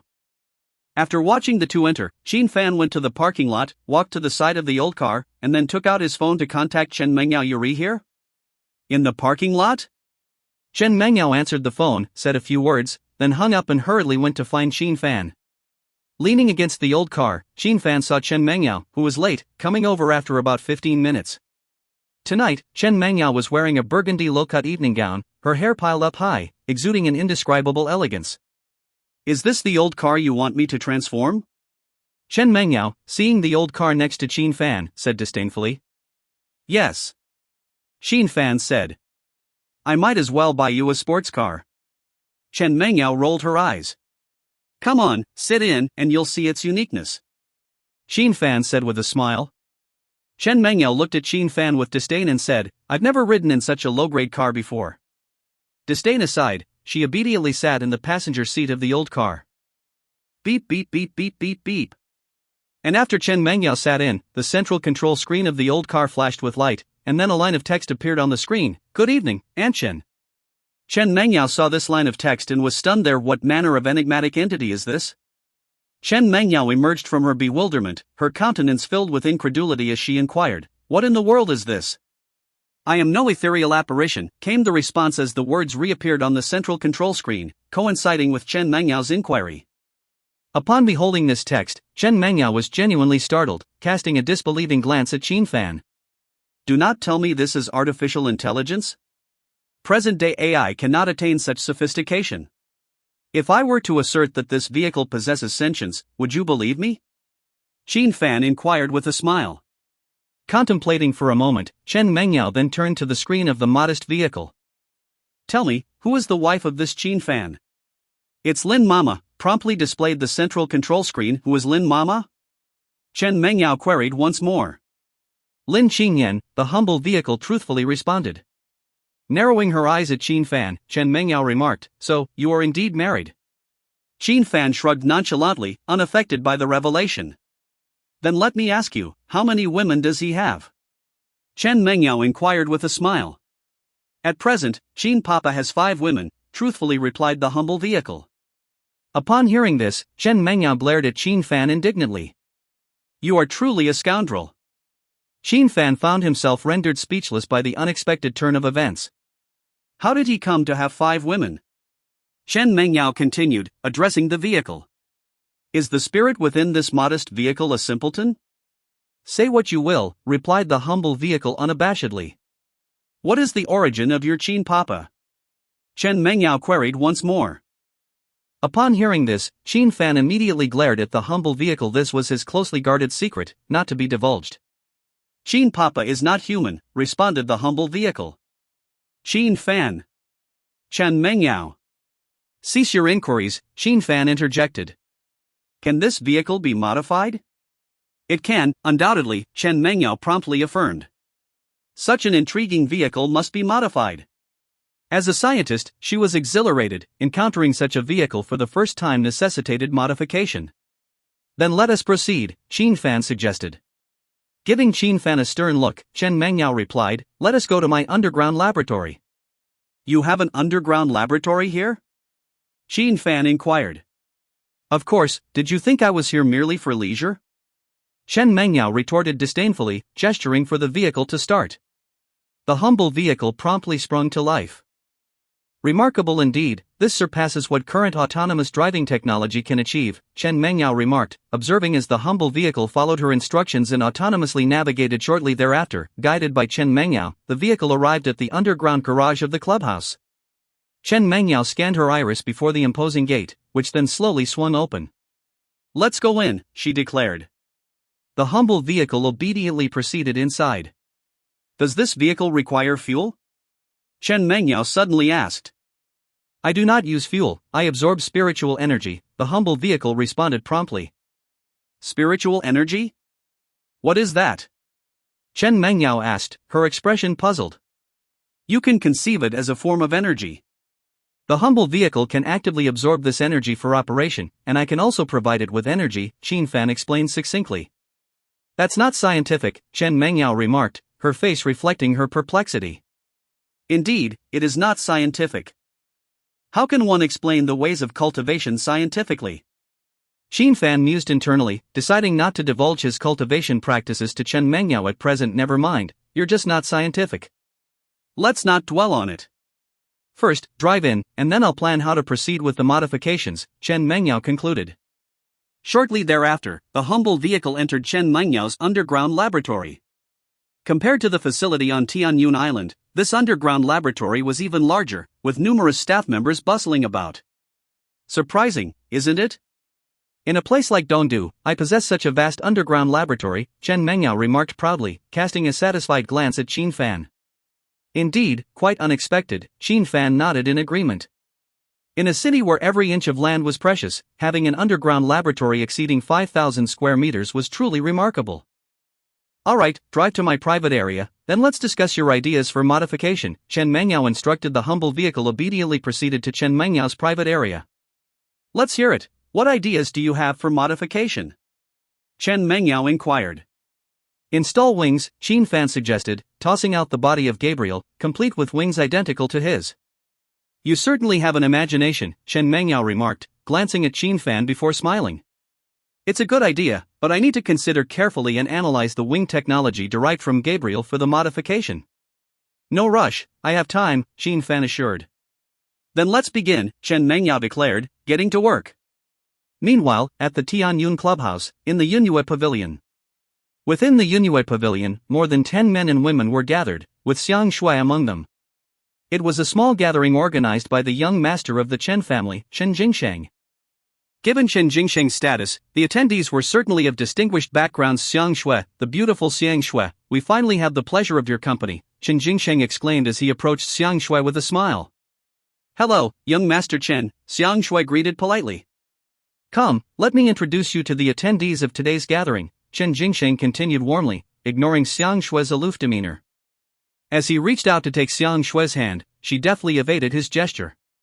Naturally displeased, Chen Jingsheng refrained from showing it directly and proceeded with the introductions. Sang Yue could only listen and respond politely to each introduction.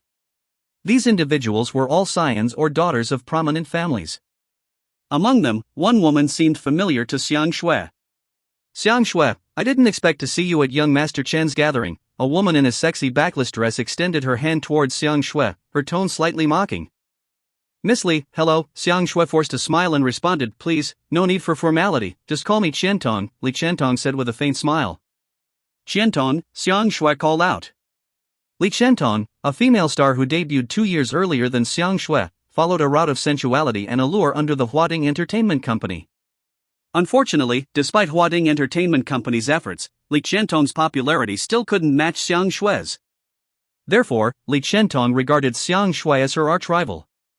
Although Li Qiantong knew about Sang Yue's backing from the Huan Island Lu family and Huang family, unfortunately, Huan Island was no longer what it used to be. Hence, its influence couldn't reach the mainland of Xia country anymore. As for Sang Yue's company, Xiuli Media, it was just a small media company compared to Huading Entertainment Company, which ranked among the top 3 entertainment companies in Xia country. Therefore, Sang Yue's backing was vastly inferior to hers. However, Sang Yue's continued popularity made her extremely jealous, convinced that Sang Yue must have taken some shortcuts. Sang Yue, we may be rivals in our profession, but outside of work, we can be good friends, just like Xie Shadong and Feng Miaozhu, 2 seniors, Li Qiantong said with a double-edged tone. Sang Yue smiled in response. Chen Jingsheng looked at the seductive Li Qiantong and the pure Sang Yue, thinking to himself, together in bed, it would truly be heavenly bliss. The gathering amidst clouds and moonlight continued, with a lively ambience. Sang Yue, why not indulge in a sip? This wine is exquisite, specially imported from Phaonia. It would be a shame not to taste it, Chen Jingsheng remarked, glancing at the brimming glass before Sang Yue. Sang Yue shook her head gracefully. I abstain from alcohol. My dear Sang Yue, why so reserved? We are friends now, let us share a toast together, Li Qiantong urged, smiling at Sang Yue. Chen Xiao, Miss Li, Sang Yue truly cannot drink, Liang Hongyu interjected, assisting Sang Yue with her words. Chen Jingsheng's brows furrowed upon hearing Liang Hongyu's remark. He cast a disapproving look at her and said, Liang Hongyu, as Xiang Shue's agent, you initially had no right to enter this place. However, I've allowed your presence out of respect for Xiang Shue. Shouldn't you demonstrate some gratitude? Liang Hongyu's expression shifted slightly as she grasped the underlying message in Chen Jingsheng's words. He had made an exception this time by allowing her, a mere agent, to accompany Xiang Shue, with the intention of enlisting her help in persuading Xiang Shue. Because Chen Jingsheng genuinely admired Xiang Shue. What is your choice, Liang Hongyu? Chen Jingsheng asked with a smile, reiterating his query. Upon hearing this, Xiang Shue glanced at Liang Hongyu but remained silent. Liang Hongyu turned to Chen Jingsheng and replied, Chen Xiao, Xiang Shue's health hasn't been optimal in the past, so she cannot consume alcohol. Allow me to drink on her behalf. Upon hearing this, Xiang Shue smiled at Liang Hongyu, her trust in her agent unwavering. Xiang Shue's smile caused Chen Jingsheng's previously amiable expression to turn cold instantly. What did you say? I didn't quite catch that, he said icily. Liang Hongyu, taken aback, spoke up again, Chen Xiao, Xiang Shue indeed had health issues before, and she has only recently recovered. She truly cannot drink. Just as Liang Hongyu's speech ceased, a sudden resounding slap echoed forth, followed by Liang Hongyu being forcefully overturned to the ground. The one to act was naturally Chen Jingsheng. Chen Jingsheng took up a moistened cloth to dab at his right hand, and uttered calmly, repeat it once more, for I have yet to hear. Chen Jingsheng, what are you doing? Upon witnessing this scene, Xiang Shue immediately exclaimed in astonishment, eager to rush forward. However, Chen Jingsheng's companions swiftly gathered around, obstructing Xiang Shue's advance. What are you all doing? Step aside. Xiang Shue endeavored to push these individuals away, yet being but a fragile maiden, despite Chen Fan having imparted martial teachings to her, she had only just commenced her journey and lacked any substantial skill. Several burly men blocked her path, rendering her unable to displace them. Meanwhile, Chen Jingsheng looked down at Liang Hongyu and inquired, care to repeat that? Chen Xiao, Xiang Shue, she truly cannot handle alcohol. Liang Hongyu's voice quivered. Upon hearing this, Chen Jingsheng's countenance turned icy, and he raised his foot vehemently, kicking Liang Hongyu. A thunderous thud followed as Liang Hongyu was propelled outward, her head harshly striking against a glass surface. However, she persisted in her plea to safeguard Xiang Shue, murmuring softly, Xiang Shue truly cannot handle alcohol. Chen Jingsheng's complexion turned ashen, his voice reverberating, drag her out. Subsequently, the bodyguards approached, hauling Liang Hongyu away. What are you all doing? Hasten to escort Yu Jie to the hospital. Xiang Shue shrieked from her position. However, Chen Jingsheng remained utterly indifferent, instead seating himself upon the sofa, presenting a glass of wine towards Xiang Shue, and remarking, to the esteemed star, should you consume this glass, Liang Hongyu shall be conveyed to the hospital. You! Xiang Shue, comprehending the implied threat, widened her eyes in sheer outrage, you are truly despicable. Xiang Shue, I've afforded you numerous opportunities. Initially, I harbored intentions of pursuing you slowly, but it appears you misunderstand my intentions, Chen Jingsheng remarked, gazing faintly at Xiang Shue. Xiang Shue glared at Chen Jingsheng indignantly, exclaiming loudly, Chen Jingsheng, release me this instant. I must accompany Yu Jie to the hospital. Upon hearing this, Chen Jingsheng signaled, prompting those obstructing Xiang Shue to step aside. Xiang Shue promptly proceeded outward. Xiang Shue, your mother must be enjoying her time in Jiangcheng, Chen Jingsheng remarked nonchalantly just as Xiang Shue took her first step away. Upon hearing this, Xiang Shue immediately turned towards Chen Jingsheng, glaring at him. What? What do you intend with my mother? I've heard of your father, named Xiang Yingdong, a son-in-law of the Chu family's collateral line. Our relations with the Chu family are rather amicable.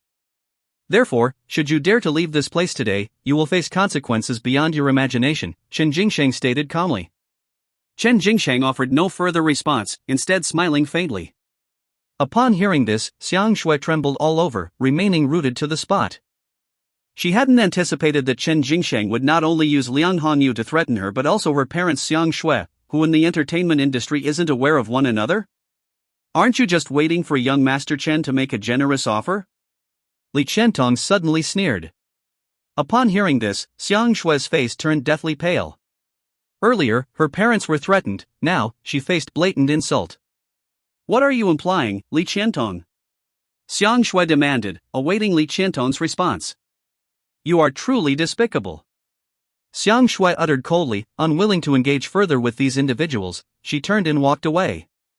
She needed to hurry and get Liang Hongyu to the hospital, otherwise, things could turn dire. Despicable? Li Qiantong's face contorted into a grimace upon hearing this. Who doesn't know? Who doesn't know about the trivial matters of the entertainment industry? These so-called stars are nothing more than playthings for wealthy heirs like Chen Xiao. Xiang Shui paid no heed to Li Qiantong and continued walking away. Li Qiantong's once beautiful visage turned ferocious as she abruptly rose from Chen Jingsheng's embrace, hastening after Xiang Shui. She grabbed Xiang Shui's clothing and barked, "You stop right there. Let go." Xiang Shui struggled forcefully. Engaging in a dispute with Xiang Shui amidst so many wealthy gentlemen and ladies was undignified, but she had to do it to show Chen Jingsheng. So, she exerted all her strength, gripping Xiang Shui's clothing and yanked hard. Rip! Xiang Shui's collar was instantly torn apart, emitting a sound as the fabric was torn open, exposing a large portion underneath. The surrounding area erupted in mocking laughter as they watched the two female stars quarrel. "Since you've already started, Li Qiantong, just tear her clothes apart. I'll reward you," Chen Jingsheng exclaimed with interest, raising a glass of red wine. Upon hearing Chen Jingsheng's words, Li Qiantong disregarded her own disgraceful appearance and exerted even more effort to tear at Shui's clothes, all while loudly shouting, "You wretch, who allowed you to leave?" Her countenance became ferocious, almost as if she were venting everything within her. Meanwhile, Shui struggled to break free, but Li Qiantong showed no intention of relenting. She resembled a frenzied tigress pouncing towards Shui, raising her hand to deliver a resounding slap. Smack! Li Qiantong's palm landed on Shui's exquisite visage. "You wretch, I told you to stop, didn't you hear?" Li Qiantong exclaimed in exasperation, completely tearing off her facade, screaming hysterically. As onlookers witnessed these two celebrities fighting, they cheered and rallied in support.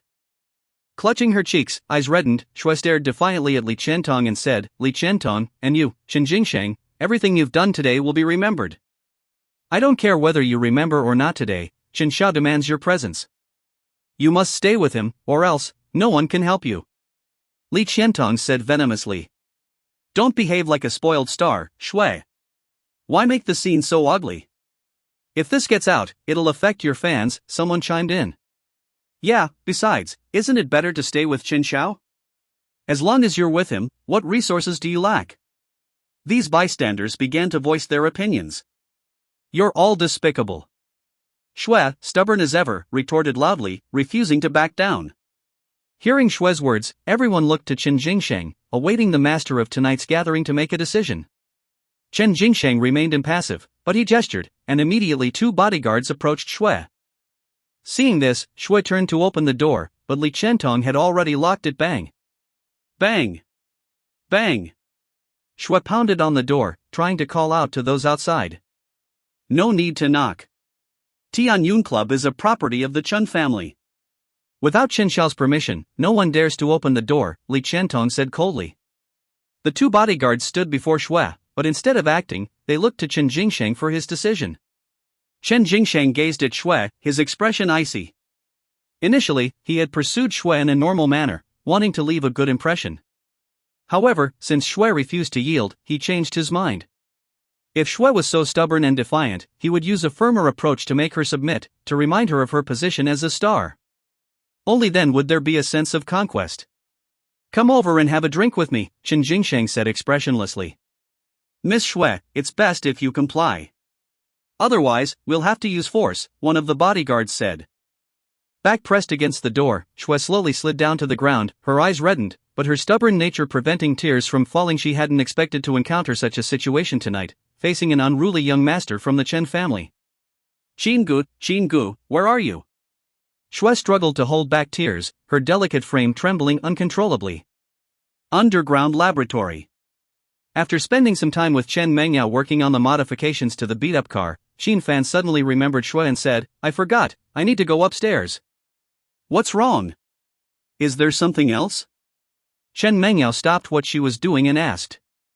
"I came with someone here, but I forgot about her." "I need to go up now," Chen Fan said. "You came with someone? A man or a woman?" Chen Mengyao asked eagerly. "A woman," Chen Fan replied shortly. Upon hearing that it was a woman, Chen Mengyao became visibly annoyed. She immediately dropped everything and said, "I'll go with you to see which fox spirit it is." Chen Fan could only shrug helplessly and offer an explanation. "It's Chen Jingsheng's gathering, at Tian Yun Club, on the 9th floor," Chen Mangyao said upon hearing whom Chen Fan was looking for. She promptly led him through the internal express passage to the 9th floor. Upon reaching the 9th floor, even without activating his divine sense, Chen Fan, relying on his exceptional senses, heard the commotion, even Shue's screams. Chen Fan's face turned cold upon hearing the sound.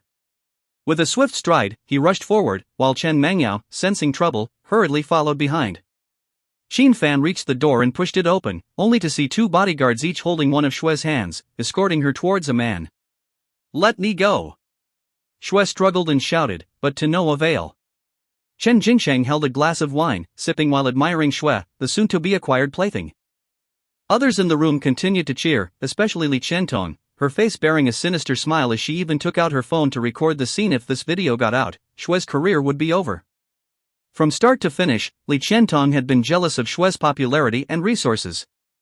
Now, being able to personally destroy this rising star brought her immense satisfaction. "Do you all seek death?" At that moment, Chen Fan's cold voice echoed through the room. Upon hearing this voice, the crowd realized the door had been opened by a stranger. Since Chen Fan had rushed in first, and Chen Mangyao was still trailing behind, these people naturally didn't notice her. "Xin Gu." Seeing Chen Fan, Shue finally burst into tears, full of grievance. Upon hearing Shue's address, the crowd realized Chen Fan was with Shue. Moreover, because Chen Fan was wearing bodyguard attire as per Liang Hongyu's request, their first reaction was that Chen Fan was Shue's bodyguard. "Get out! This situation isn't something you, a mere bodyguard, can handle. Yeah, if you don't want to die, get out." Many spoke out. "Hey, Shue, that look in your eyes. Could it be you fancy this bodyguard? You're really scraping the bottom of the barrel." Li Chentong observed Shue's gaze towards Chen Fan and sneered. "You, a mere bodyguard, shouldn't dream of being a hero, saving a beauty and winning her heart. Now get out, and I might spare your life," Chen Jingsheng said, his eyes icy. Chen Fan paid them no heed and walked straight towards Shue. "What are you all gawking at? Get him out of here." Chen Jingsheng immediately commanded his men upon seeing Chen Fan's relentless advance. The 2 bodyguards promptly placed Shue on the sofa and then approached Chen Fan. Bang! Chen Fan didn't even flinch.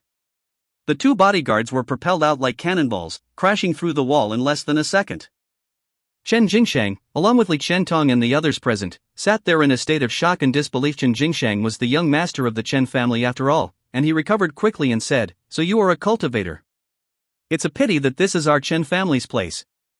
Even if you are a cultivator, you will only die in front of our Chen family. Of course, if you can stop now, I can consider letting you go." The children of the Chen family in Xiagua seem to be really powerful. Facing such a situation, they can still say such words. It seems that no one has taught you how to write the word death since childhood, or you don't know what kind of person you are facing. Chen Fan said coldly, then raised his hand and pointed at a person casually. Bang! There was a burst of sound, and the man exploded instantly, turning into a pool of flesh and blood. The scene was extremely disgusting. "Ah!" Li Chentong screamed in fear and turned around to escape. However, at this moment, her body was locked by a powerful force and could not move at all. Not only her, but everyone else present, including Chen Jingsheng, was locked by a huge force and could not move. Chen Fan walked to Xiang Shue's side, and Xiang Shue threw herself into Chen Fan's arms, sobbing constantly. "Okay, it's okay." Chen Fan comforted Xiang Shue. Xiang Shue recovered from the shock, and then came out of Chen Fan's arms and said to Chen Fan anxiously, "Sister Yu, she is injured, go and save Sister Yu." Chen Fan nodded, and then opened his spiritual sense, and instantly found Liang Hongyu, who was dying in the next room. Chen Fan released a recovery magic in the direction of Liang Hongyu, and a white light instantly penetrated the wall and fell on Liang Hongyu's body. Her injuries recovered quickly. However, Chen Fan did not wake her up.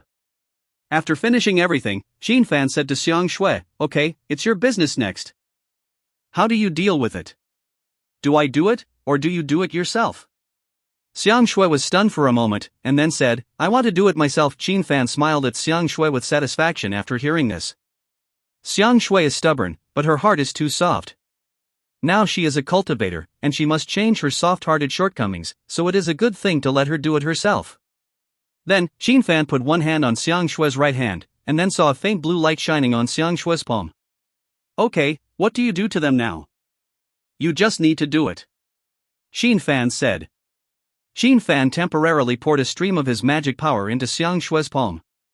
Relying on this magic power, Sang Yue can accomplish all kinds of things she imagines. Sang Yue looked at her right hand emitting blue light, a little dazed.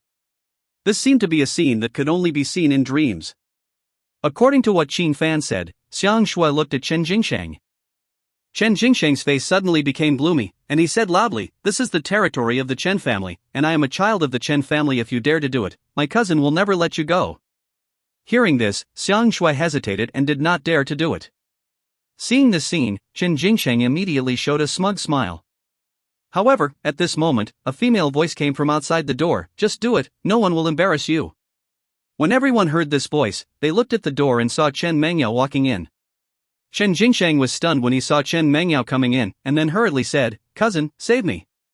Chen Mengyao ignored Chen Jingsheng at all, but looked at Sang Yue and said, "Listen to Chen Fan, just do it, I promise no one will make things difficult for you." "Sister, why, I am your cousin, why don't you help me, but help this outsider?" Chen Jingsheng felt like he was going crazy. His own cousin actually turned his elbow outward. "Because, he is my man." Chen Mengyao stared at Chen Jingsheng and said coldly. Chen Jingsheng was stunned when he heard it. And Chen Fan said to Sang Yue, "Hear it, you can do it." Sang Yue heard it, then gritted her teeth, raised her right hand and slapped Chen Jingsheng fiercely. Bang! A sound came, and Chen Jingsheng was hit hard in an instant, and then the whole person flew out, smashing a table. His face was covered with blood, and even his teeth fell to the ground, curled up on the ground and kept making shrill wails. Sang Yue was so shocked by the power of the slap that she couldn't help but take a step back. She didn't expect it to be so powerful. "Go on, there are still people, come one by one," Chen Fan said to Sang Yue. Sang Yue took a deep breath and turned to Li Chentong. Li Chentong saw Sang Yue staring at her, and she was so scared that her whole body trembled, her legs softened, and a stream of liquid spurted out from her legs. "Sang Yue, please let me go, I just listened to Chen Jingsheng, I really didn't think of doing this to you." Li Chentong lay on a puddle of water, crying and begging Sang Yue. Sang Yue saw Li Chentong like this, and her heart softened again for a while. "Don't be soft-hearted, it's not worth your soft-heartedness." Chen Fan's voice came. When Sang Yue heard it, she immediately remembered Li Chentong's ugly face before. "Brother Chen, you are right, some people don't deserve sympathy." Sang Yue bit her tongue, then raised her hand and slapped Li Chentong. Bang! A sound came, and Li Chentong was slapped away by Sang Yue. Several bones in her body were broken, and she kept screaming like a pig being slaughtered on the ground. Sang Yue saw the scene and kept panting. This was her first time experiencing such a thing, which could be said to be beyond her expectations. "There are still many people, come one by one," Chen Fan continued. Sang Yue shook her head and said, okay, just the two of them." Chen Fan smiled. Sure enough, Sang Yue was still too soft-hearted. If it were him, all these people would die. "I'll take care of it." At this moment, Chen Mengyao suddenly said, "You take care of it?" Chen Fan looked at Chen Mengyao with some surprise. "These people are Chen Jingsheng's friends. Since they have offended you today, they must pay the price," Chen Mengyao said coldly. "What do you want to do?" Chen Fan asked with some curiosity. "These people are some family members of Dongdu. It is not difficult to make these families bankrupt," Chen Mengyao said. When the people present heard it, they trembled immediately. "Sang Yue, look, you have to learn from Chen Mengyao. Some people really don't deserve your sympathy." Chen Fan turned to Sang Yue and said. Sang Yue looked at Chen Mengyao, and was instantly looked at by Chen Mengyao's sharp eyes, and immediately lowered her head.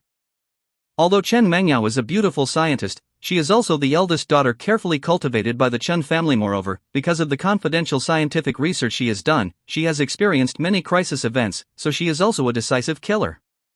Now, Chen Fan has been provoked, and she has to take action. Moreover, if she takes action personally, Chen Jingsheng can still survive. If Chen Fan takes action personally, not only Chen Jingsheng will die, but others will also die. Chen Mengyao didn't care about the pleas of the people in front of her. After making a few phone calls, she turned to Chen Fan and said, "Okay. So soon? Chen Fan asked. It's not difficult to bankrupt these families, or do you have other requests? Chen Mengyao asked. Chen Fan looked at Sang Yue, who shook her head and said, okay.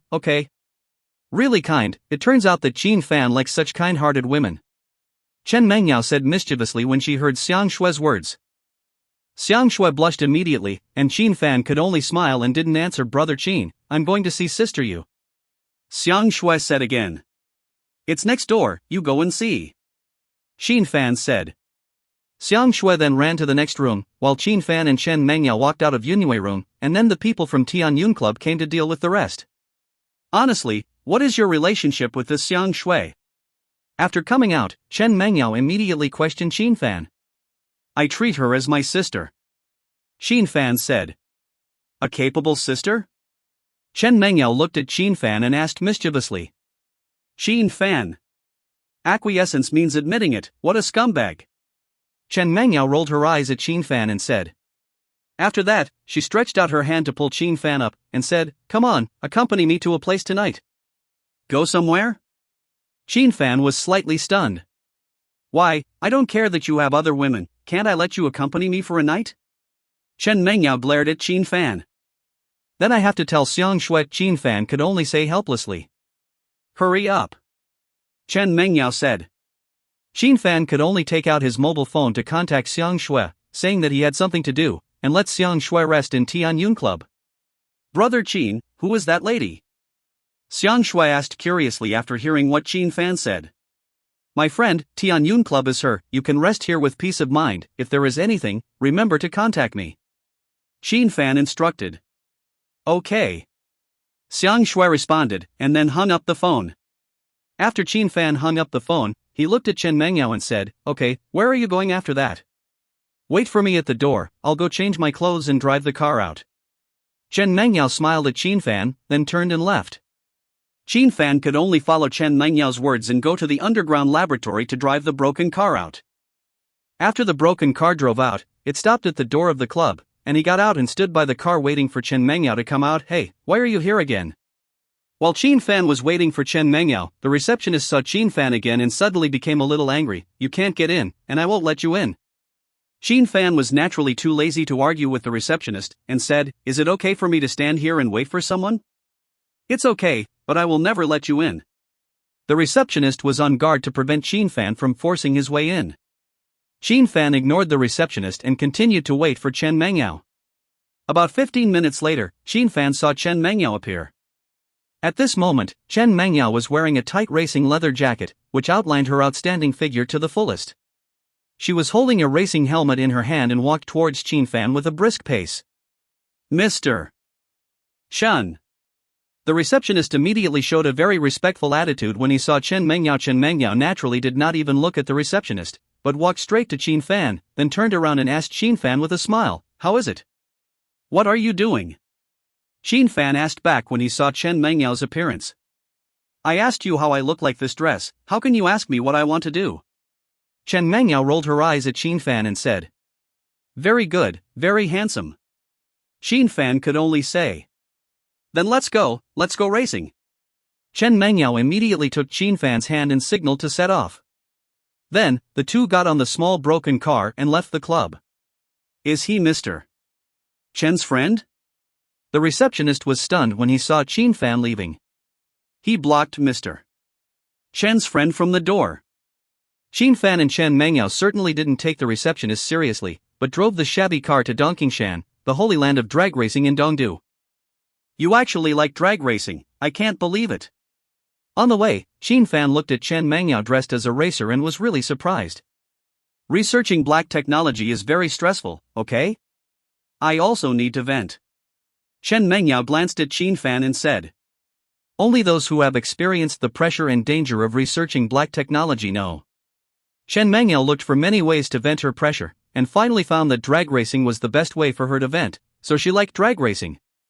You have studied black technology, just get a black technology car, and when you are drag racing, can't you win easily? Chen Fan asked with a smile. I can only make it. If I am asked to control it, it's not possible. I am venting. Using black technology is not the opposite of what I think. Chen Mengyao said. Then let the shabby car race. Chen Fan said with some amusement. Your shabby car does not belong to black technology. Chen Mengyao said. Chen Fan nodded when he heard this. You make sense. Mother Chen, leave the racing to me. At this moment, a neutral mechanical voice sounded in the car. You are really quick. You have given this little broken car a voice. Chen Fan said immediately after hearing this voice. Sent it over. Chen Mengyao was still very quick. She was the first to replace the central control screen with a black technology light screen, and the words displayed on the light screen would immediately make a sound. As long as you perform well tonight, there will be more later. Fully armed, it will be no problem to go to the universe. Chen Mengyao said with a smile. Boom boom. As soon as Chen Mengyao finished speaking, the engine of the little broken car immediately roared like a beast, and the speed of the car soared sharply and sped away. This was a response to Chen Mengyao. Soon, the little broken car brought Chen Mengyao and Chen Fan to Dongqingshan, the holy land of racing in Dongdu. Because the holy land of racing gathers a large number of racing enthusiasts all the time, especially at this time of night, there are crowds of people at the foot of Dongqing Mountain, and there are countless handsome men and beautiful women dressed fashionably. Of course, there are also many expensive sports cars. Here he comes, Master Su is here. Wow, this time Master Su has changed his car. It's Koenigsegg, it accelerates too. 6 seconds per 100 meters, I'm afraid he will be the champion tonight. At this moment, many people are cheering around a handsome man in a racing suit. This Master Su is called Su Tianhe, the young master of the Su family in Dongdu, who loves racing. There are hundreds of cars in his family, which can be said to be extremely famous in the whole Dongdu. After Su Tianhe got out of the car, he suddenly saw a Fit driving into the foundation, and was stunned. What's going on? Is someone going to use Fit to race? Miss Chen, are you sure you want to use this car to participate in tonight's race? The staff received Chen Mengyao and Chen Fan, and they were really stunned to see Chen Mengyao driving a Fit car. Chen Mengyao is a frequent visitor to the racing base here. Although her record is very average, she is a rich and beautiful woman.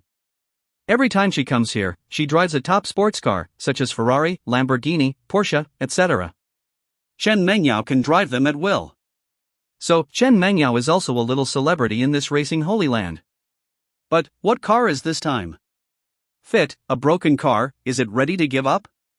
Yes. Chen Mengyao said.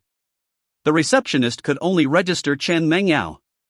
Chen Mengyao, is this your car? After Chen Mengyao finished registering, Su Tianhe came over and asked with a playful smile on his face. Chen Mengyao looked at Su Tianhe and smiled, saying, That's right, I will use this car to go on the track, and I have to take the first place. TSK, you are really scared to death, don't fall apart halfway. Su Tianhe couldn't help laughing when he heard it. The people with Su Tianhe also laughed loudly. Fit on the track? Isn't it funny?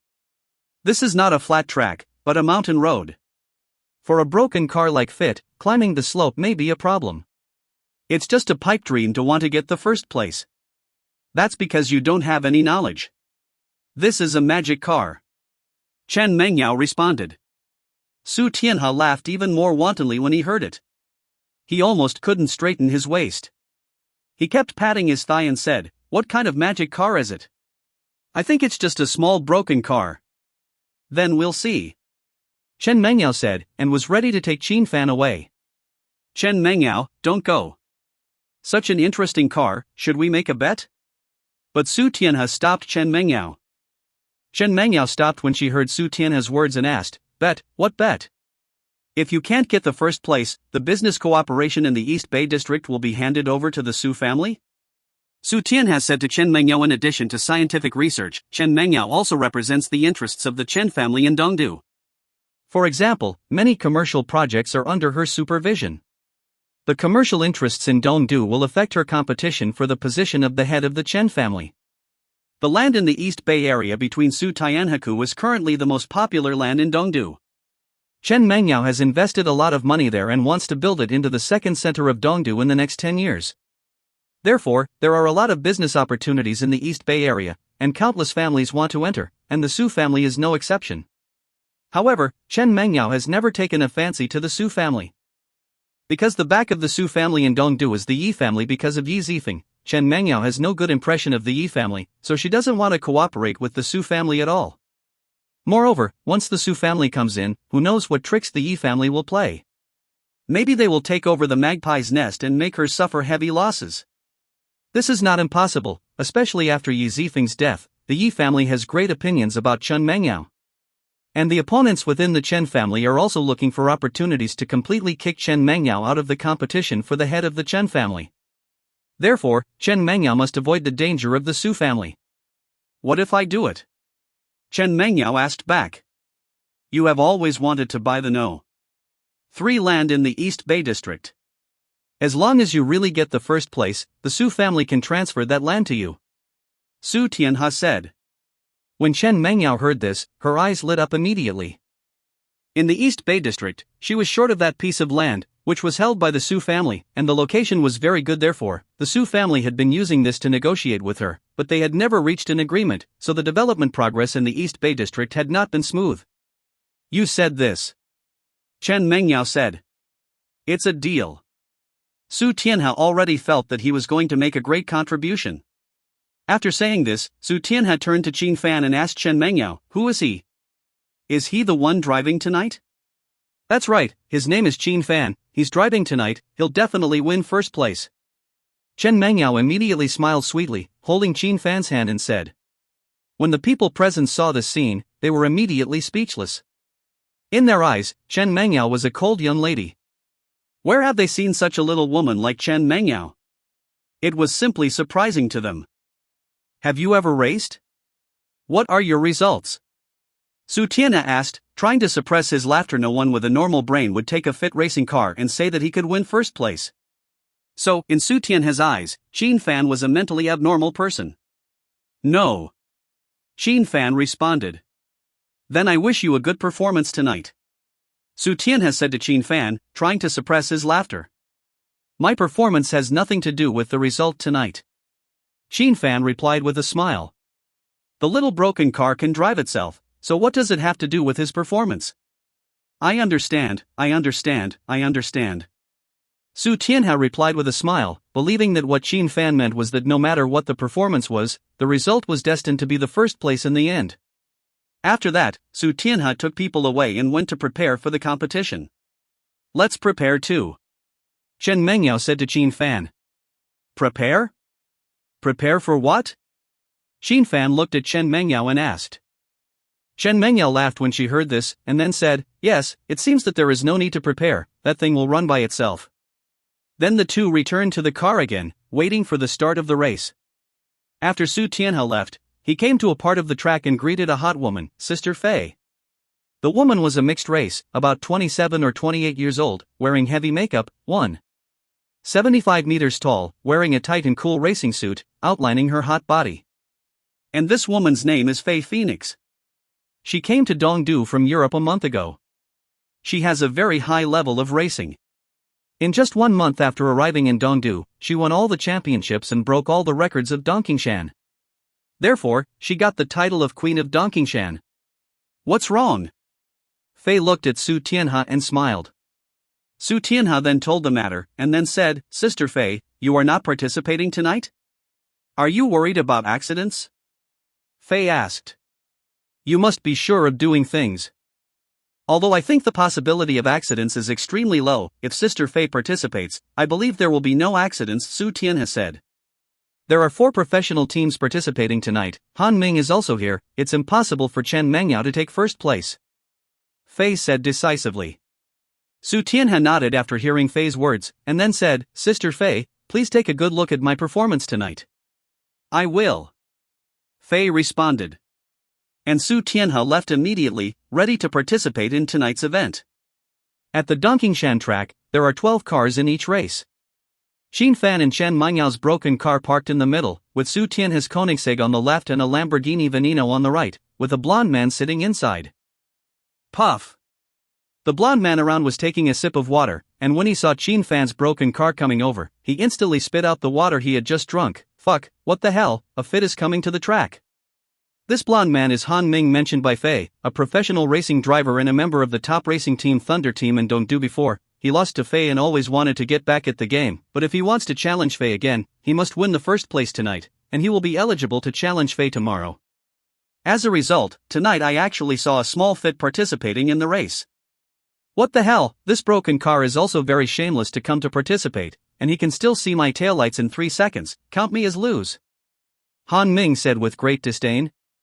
Of course, not only Han Ming, but also the spectators saw a strange fit mixed in with a group of supercars, and they couldn't help complaining. What kind of plane is this? How did this fit come to participate in the competition? It must have fallen apart halfway through the race. You don't know, right? This is Miss Chen's car. She's going to win first place tonight. Haha, win first place? Miss Chen's driving skills are so bad that she can't win first place even if she drives the best sports car in the world. With this broken car, others have finished the laps, but she probably hasn't even finished half of it. The spectators were talking wildly. Such a funny car mixed in with a group of supercars, no one could help but laugh. While everyone was talking, the racing girl on the side of the track waved the command flag. Boom! In an instant, the roar of the engine roared up, and Han Ming's Lamborghini Veneno rushed out at the first time. The speed was like a cannonball, rolling up a gust of wind. Su Tianhe's Koenigsegg was also like this, rushing out like a gust of wind. And the other Ferraris, Porsches, Paganis, etc. were running out like wild beasts. These supercars are all top-level configurations, and they can accelerate from 0 to 100 meters in less than 3 seconds. In less than 3 seconds, they left the little car far behind. Ha ha, this fit hasn't even started yet. I can't stop laughing. The spectators laughed wildly. You can't even see my taillights, and you still want to take first place. Su Tianhe said disdainfully as he looked at the little car disappearing in the rearview mirror. You're really making fun of me. I'm going to take first place tonight. Han Ming sneered. Hey, why don't you go? Chen Mengyao was sitting in the car and found that the little car had been stopped for 5 seconds after the race started, so she asked immediately. Little car, go. Chen Fan leaned on the seat and said to the car instead of controlling it. Ha ha ha. Suddenly, the car's crazy laughter came from inside the car. Tremble, mortals, let me show you what drag racing is. Boom! Just as this voice fell, the car's engine roared, and at the same time, a light blue light shone on the car body, which was the light of spiritual energy. The light of spiritual energy flashed, and the tires of the car spun wildly, and then with a whoosh, it rushed out at an incredible speed. Fuck! Fuck! What the hell, chicken blood? When everyone saw the car rushing out, they exclaimed. The car accelerated in an instant, and rushed out like a chicken blood. In just a few seconds, it rushed up the mountain like a gust of wind. All the spectators looked at the big screen. What's going on? What happened? Han Ming and Su Tianhe and other drivers were all shocked. The queen of Dongqing Mountain, Wang Fei, who was watching the game, changed her expression and whispered, "Modified car." This is the only explanation. These two small broken cars must have been modified, otherwise they would never run so fast. This Chen Mengyao is playing the pig to eat the tiger. Fei crossed her arms and raised her mouth slightly, but modification also has its limits. Yes, even if it is modified, it has its limits. It is absolutely impossible to beat Su Tianhe and others. Many people nodded when they heard Fei's words. Even if it is modified, the upper limit of a fit is just like that. I am afraid it is just the beginning of the outbreak stage. If you want to maintain this speed, the car body will definitely not be able to bear it. Moreover, in addition to looking at the car, racing also requires skills. The skills of those who participated tonight are all in the top 10 in Dongqing Mountain. Fei said again. That's right, that's right. Racing is not just about the car, but also about the skills. Ha, that's right, the next corner will definitely be pulled away. On the big screen of the crowd, the small broken car that is caught up with the big team sneered. Racing is not that simple. Wow, it's too fast, so cool. Inside the broken car, Chen Mengyao's face turned red and she kept screaming. Speed, she just wanted to rely on speed to vent, and now the speed of the broken car really satisfied her. What Lamborghini, Ferrari, Koenigsegg, they are all dregs in front of the broken car. Little broken car, go faster, overtake, this time the goal is to be the first. Chen Fan still leaned there, saying calmly. Technique? No need at all.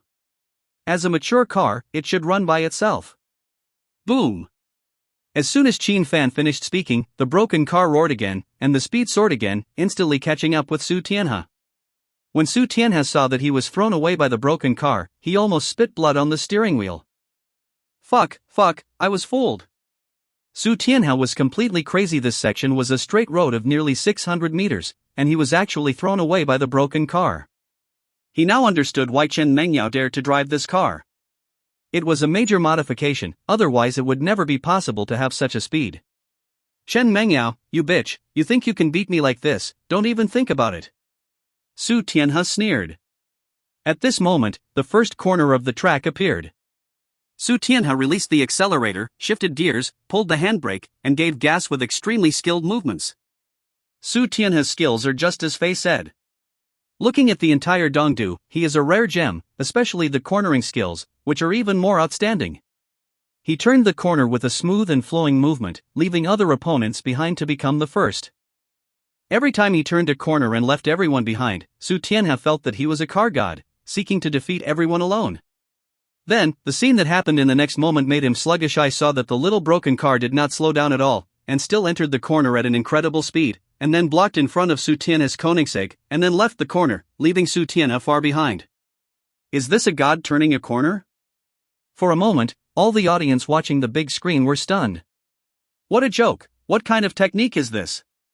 Can a human do this? When Fei saw the little broken car turning, her face turned pale and her voice trembled. The little broken car's turning technique was beyond her cognition. She had never seen such a turning technique in the whole world. Even the legendary drainage ditch turning could not be compared with the little broken car's turning just now. That was simply not something a human could do. But someone just did it. How is this possible? And Su Tianhe almost ran out of the track and fell off the cliff because of the little broken car turning at high speed. Impossible. Han Ming was already furious. He couldn't believe the technique of turning just now. This is a little broken car, not a Bugatti Veyron, but what kind of turning was that? It turned with a technique beyond the cognition of all racers. This is cheating. Han Ming couldn't help but roared. And on the big screen, the whole audience was dead silent, staring at the speeding little broken car. At this moment, they found that the skills displayed by the little broken car were crushing, whether it was a straight road or a curve. At this moment, everyone felt that they had seen a god, the god of racing. Damn it. Su Tianhe was furious at this moment, cursing, and even wanted to smash the steering wheel. But he didn't dare to do that. This time, he must win the game, otherwise, the land in the East Bay district would become Chen Mengyao's, and he would make a big mistake, but he would be punished by the Su family and even the Yi family. At this moment, he understood why Chen Mengyao dared to bet with him. It was all premeditated. Bitch, despicable and shameless bitch. Su Tianhe cursed with gritted teeth. These mortals are too weak, they can't even eat my exhaust gas. The little broken car was so proud at this moment.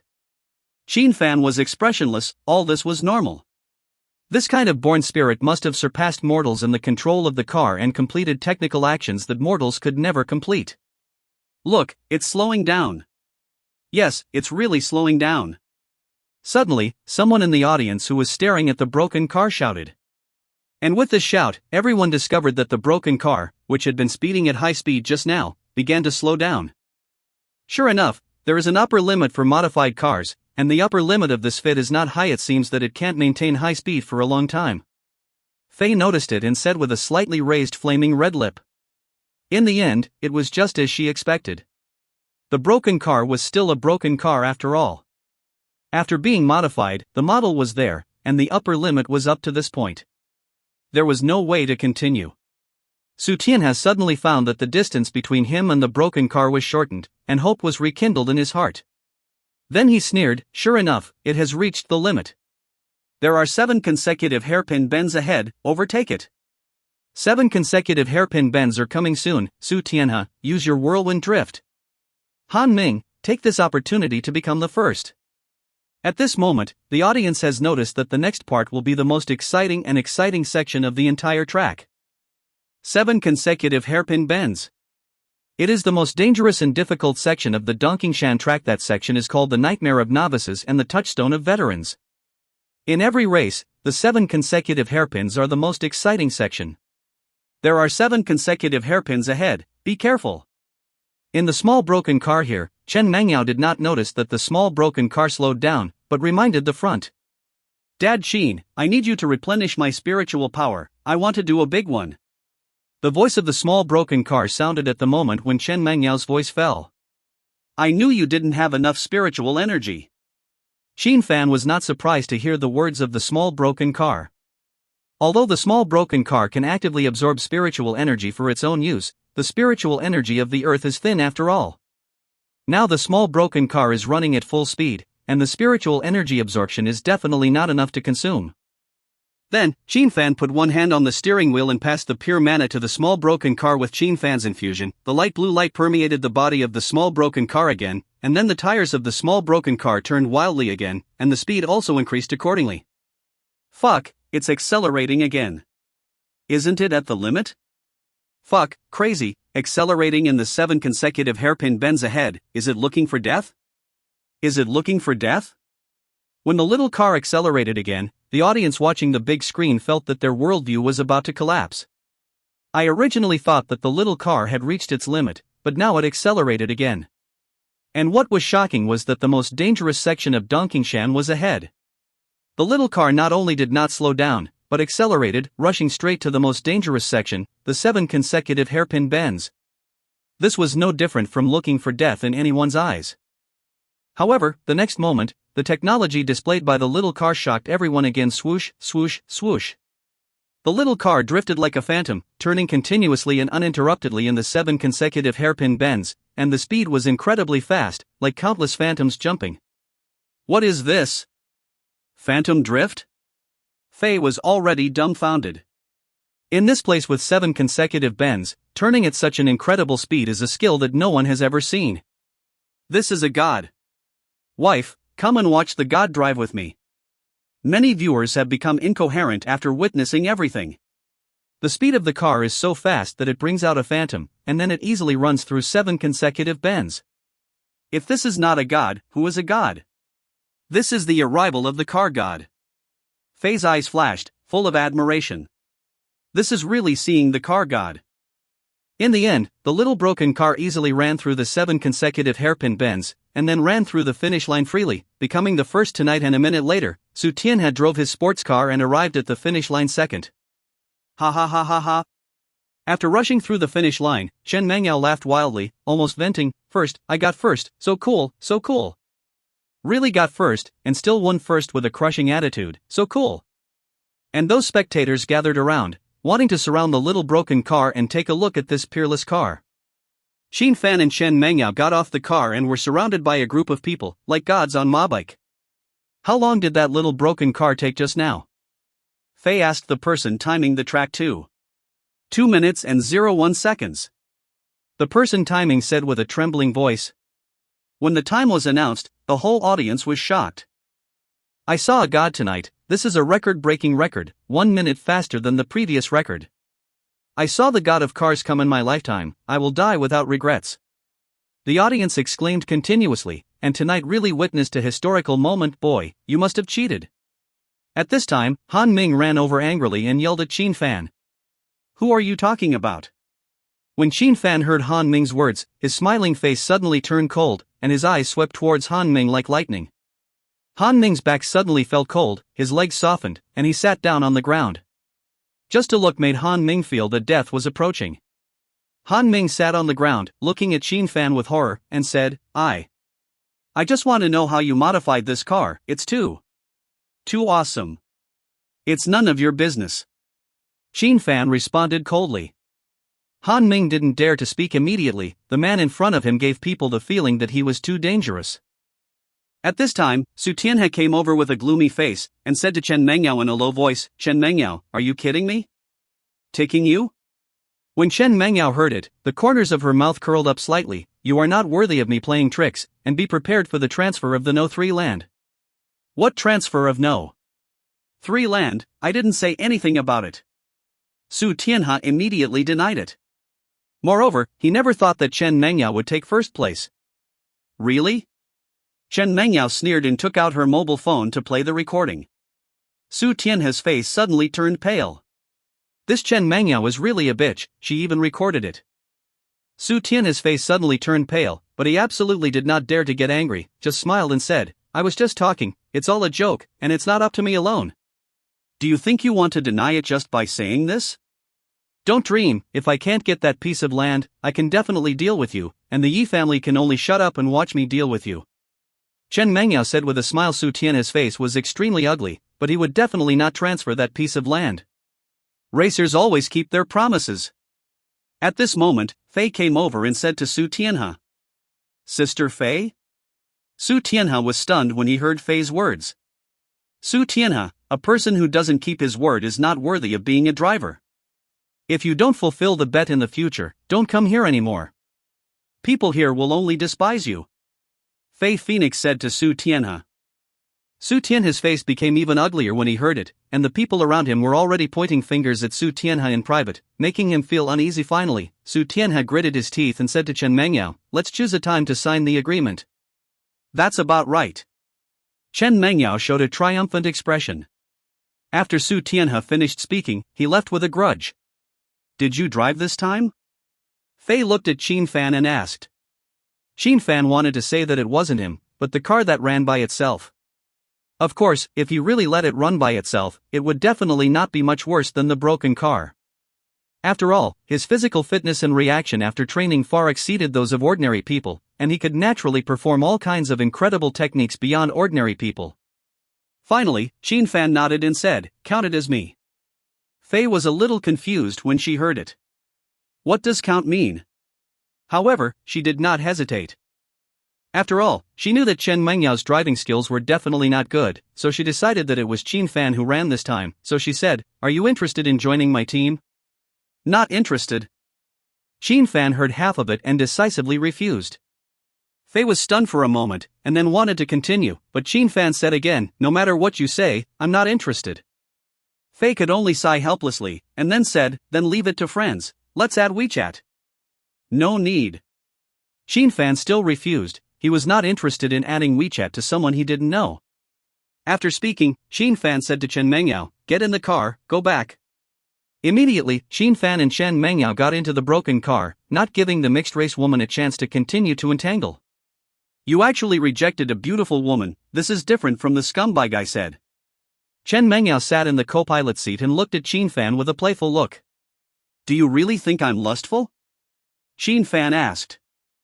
What else? That night you forced me. Chen Mangyao said that's a punishment for you. If you dare to use me, you must pay the price. Chen Fan responded immediately. TSK. Chen Mangyao curled her lips and responded, then said to the little broken car, little thing, you are really awesome tonight. Just basic exercises. The little broken car responded. Chen Fan rolled his eyes when he heard it. This little broken car was still showing off. By the way, did you give this car a name? Chen Mangyao suddenly asked. No. Chen Fan responded, turned to the little broken car and asked, do you have a name? Mother Lin calls me Xiao Bai. The little broken car responded. Chen Fan immediately understood when he heard it. This is because Lin Qingyan has been calling this little broken car Xiao Bai since she bought it. Then Xiao Bai. Chen Mangyao responded indifferently, then turned to Chen Fan and said, by the way, if you want to transform Xiao Bai, you need to keep him here for a while. Okay. Chen Fan responded soon. The two returned to the Tianyun Club. After returning, Chen Fan knew that Xiang Shui had rested, so he did not disturb her. He also went to a room to rest and prepared to return to Jiangcheng tomorrow. Chen Mangyao was alone in the empty room, her face was very ugly, and then she grabbed a pillow and smashed it hard. Damn Chen Fan, you actually let me stay alone in the empty room, I am so angry. She originally thought that Chen Fan would definitely come to her at night, but she deliberately prepared and put on sexy underwear, but Chen Fan did not come. I am really angry to death. After venting a few times, Chen Mangyao lay still. At this time, her mobile phone rang, she picked it up and saw that it was her father Chen Denglong. Dad, what's wrong? Chen Mangyao asked immediately after answering the phone. Mangyao, I heard from Jingsheng that you have a boyfriend? Chen Denglong asked. What did Chen Jingsheng say to you? Chen Mangyao asked immediately. He said that you ignored family affection for a man, Chen Denglong said calmly. Does he want to retaliate against the other party through the Chen family? Chen Mengyao asked immediately. Chen Jingshang is a direct descendant of the Chen family. You did go too far tonight. Is Chen Fan really that important to you? Chen Denglong asked. Dad, Chen Fan is definitely someone beyond your expectations, Chen Mengyao said immediately. The events on Tianyun Island were blocked and confidential. So the Chen family didn't know the details of what happened on Tianyun Island. They only knew that the Xia military sent a person, and this person turned the tide. So the Chen family didn't know anything about Chen Fan. Oh. Chen Denglong became interested when he heard that Chen Mengyao attached so much importance to Chen Fan, so he said, then you take him back to the Chen family, and we'll see if he is worthy of the eldest lady of the Chen family. Chen Mengyao felt a little embarrassed when she heard this. Chen Fan is married. She brought a married man back to the Chen family, and it felt like something was going to happen. I know, I'll take him back to the Chen family when I get a chance, Chen Mengyao finally perfunctorily said. I'll wait to see that person, Chen Denglong said, and then hung up the phone. After hanging up the phone, Chen Mengyao threw the phone onto the bed and said, Damn Chen Fan. Why are you scolding me? Just as Chen Mengyao finished speaking, Chen Fan's voice suddenly rang out. Ah! Chen Mengyao screamed immediately, and then she found that Chen Fan was actually in front of her. You, why are you here? You called me, so I came, Chen Fan said. Then what do you want to do? Chen Mengyao said nervously. You just want me to do something to you, so I came to do it, Chen Fan said. Then, a spring tide sounded in the room. The next day, Chen Fan put on his clothes and looked at the bed. At this moment, Chen Mengyao was lying on her side on the bed, with the quilt covering her body, outlining her seductive curves. Are you leaving? Chen Mengyao noticed that Chen Fan had stood up, so she slowly opened her beautiful eyes and asked lazily. Yeah. Chen Fan responded. Chen Mengyao looked at Chen Fan charmingly and closed her eyes again. She knew that she could not keep Chen Fan, so she could only let him go. Chen Fan left the room and went to find Sang Yue first. As a result, he learned that Sang Yue and Liang Hongyu took an early morning flight to Huandao City, so Chen Fan took the high-speed rail back to Jiangcheng by himself. About 6 hours later, Chen Fan returned to Lin Qingyan's villa in Jiangcheng. Lin Qingyan was relieved when she saw Chen Fan coming back. Nothing happened in Japan, right? I'm sure it's fine, Chen Fan responded. Lin Qingyan smiled when she heard it, and thought about it. If something happened, Chen Fan would not be able to come back, so she asked about some things that happened in Japan. Chen Fan talked about Sang Yue. I didn't expect that Sang Yue would be implicated. Fortunately, you went. After hearing this, Lin Qingyan felt a little indignant. She didn't expect the Japanese to be so bad. I haven't been here these days. Nothing happened, right? Chen Fan asked. No, but the military sent something. Take a look, Lin Qingyan said. After that, Lin Qingyan went to get a black box and handed it to Chen Fan. The military sent it? Chen Fan took the box and asked with some doubts.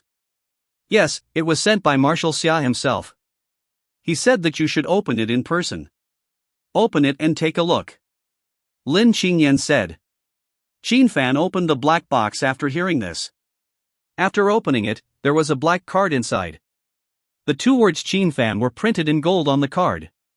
Did Xia Yangguang say anything about its use? Chen Fan asked curiously. Lin Qingyan shook her head and said, he said that you should contact him after you get it. Chen Fan could only helplessly take out his mobile phone and contact Xia Yangguang to ask about the use of the card. General Chen, did you get the stuff? Xia Yangguang asked after receiving Chen Fan's call. I got it, but what is this? Chen Fan asked. This is an identity document and also a token. As long as you hold this token, you can mobilize a division of the military at any time in any area of Xia country, Xia Yangguang explained. Mobilizing a division of troops is useless to me, Chen Fan said immediately after hearing the use. He can get things done by himself, why call so many people? A division has 10,000 people, why do you need so many people? Is it a drag? Xia Yangguang was stunned when he heard this. This is a huge power. As the commander-in-chief of the Jiangnan military department, he only has the power to mobilize troops in Jiangnan. Outside of Jiangnan, he has no power at all. And Chen Fan can mobilize a division of troops anytime and anywhere in Xia country. This power is much higher than his. This privilege is only possessed by 5 people in the entire Xia country, including Chen Fan. As a result, Chen Fan actually felt that it was useless, which really made Xia Yangguang speechless. Of course, this also made Xia Yangguang understand that the top leaders of Xia country were very fond of Chen Fan. However, Chen Fan really felt that this token was useless. In addition to this use, you can also use this ID card to take all public transportation in Xia country for free, and you can use special channels. Xia Yangguang continued to explain. This is a bit useful, saving me the trouble of buying tickets, so I'll take it first. Chen Fan heard this use and felt that it was quite practical, so he said. Xia Yangguang couldn't help laughing when he heard Chen Fan say this. As a result, taking public transportation was the most attractive to Chen Fan. Then, Chen Fan hung up the phone. How about it, what is this card? Lin Qingyan asked curiously when she saw Chen Fan hung up. Chen Fan explained. Lin Qingyan opened her mouth and looked incredible. She must know how scary the power given by the top leaders of Xia country is. Can I ask you, what did you do? After a long while, Lin Qingyan came back to her senses and asked. Chen Fan must have done something earth-shattering, otherwise the top leaders of Xia country would not have given such amazing power. It's nothing, I just helped Xia country to get something back. Chen Fan said lightly. Lin Qingyan took a deep breath. Although Chen Fan said it lightly, she knew that the things he got back were definitely not ordinary. However, Chen Fan did not explain. She guessed that it must involve confidential information, so she did not ask. By the way, do you want to go to the villa on the top of the mountain to have a look? I just happen to be free now. Chen Fan asked. Before, Chen Fan planned to go to the villa No. 1 on the top of the mountain to have a look, but because of the sudden incident in Japan, he cancelled it. Now there is nothing to do, it's the right time to go and see the situation there. No, I have a meeting in the afternoon, and I have to rush to the company later. Lin Qingyan said helplessly. Then I'll go by myself. Chen Fan said. Lin Qingyan nodded. Then Chen Fan left the villa and went straight to the villa No. 1 in Feihong Mountain. At present, Feihong Mountain has been bought by Chen Fan. The whole Feihong Mountain now belongs to his private place, so there is basically no one inside. He quickly came to the villa on the top of the mountain. In the villa, he saw Catherine wearing a bikini and lying leisurely on a lounge chair, enjoying the sunbath. You are a vampire, and you are still sunbathing? Chen Fan couldn't help but said when he saw Catherine's appearance. Catherine stood up quickly when she heard Chen Fan's voice. We are not vampires, we are different. Chen Fan smiled and asked about the current progress. Chen Fan wanted to set up a big formation to turn the entire Feihong Mountain into a blessed place for cultivation, and all this was currently handed over to Catherine. Everything else is carried out according to the master's requirements, and the progress is normal, but the Jades are a little behind. Catherine told Chen Fan about the current problems. Jade? Is there a problem with Ma Butong? Chen Fan asked. It should be. I have asked him several times. He said he would find a way to solve it. It did get better for a while, but recently, there have been problems again. The amount of jade provided by Ma Butong is getting less and less, and the quality seems to be problematic. How about you ask him, Master? Catherine said. Chen Fan nodded and prepared to call Ma Butong to inquire about the situation. However, when he was about to call, Ma Butong called by chance. Chen Fan immediately understood when he saw the phone that Ma Butong must have encountered something he couldn't solve, so he had to ask him for help. Ma Butong, what's wrong? What happened? Chen Fan answered the phone and asked directly. Ma Butong didn't get straight to the point when he heard it and said, there's a problem with my channel in Myanmar. I'm at the No. 1 villa in Tianzi. Come over and talk slowly. Chen Fan said to Ma Butong after hearing what he said. Okay, I'll be there in half an hour. Ma Butong responded immediately and hung up the phone. Master, it seems that Ma Butong is indeed in trouble. Catherine said when she saw Chen Fan hang up the phone. Yeah. Chen Fan nodded. Half an hour later, Ma Butong hurried to the lobby of the No. 1 villa in Tianzi. In the lobby, Catherine had already made tea to receive Ma Butong. Chen Fan saw Ma Butong take a sip of tea and asked, "Tell me, what happened?" "Mr.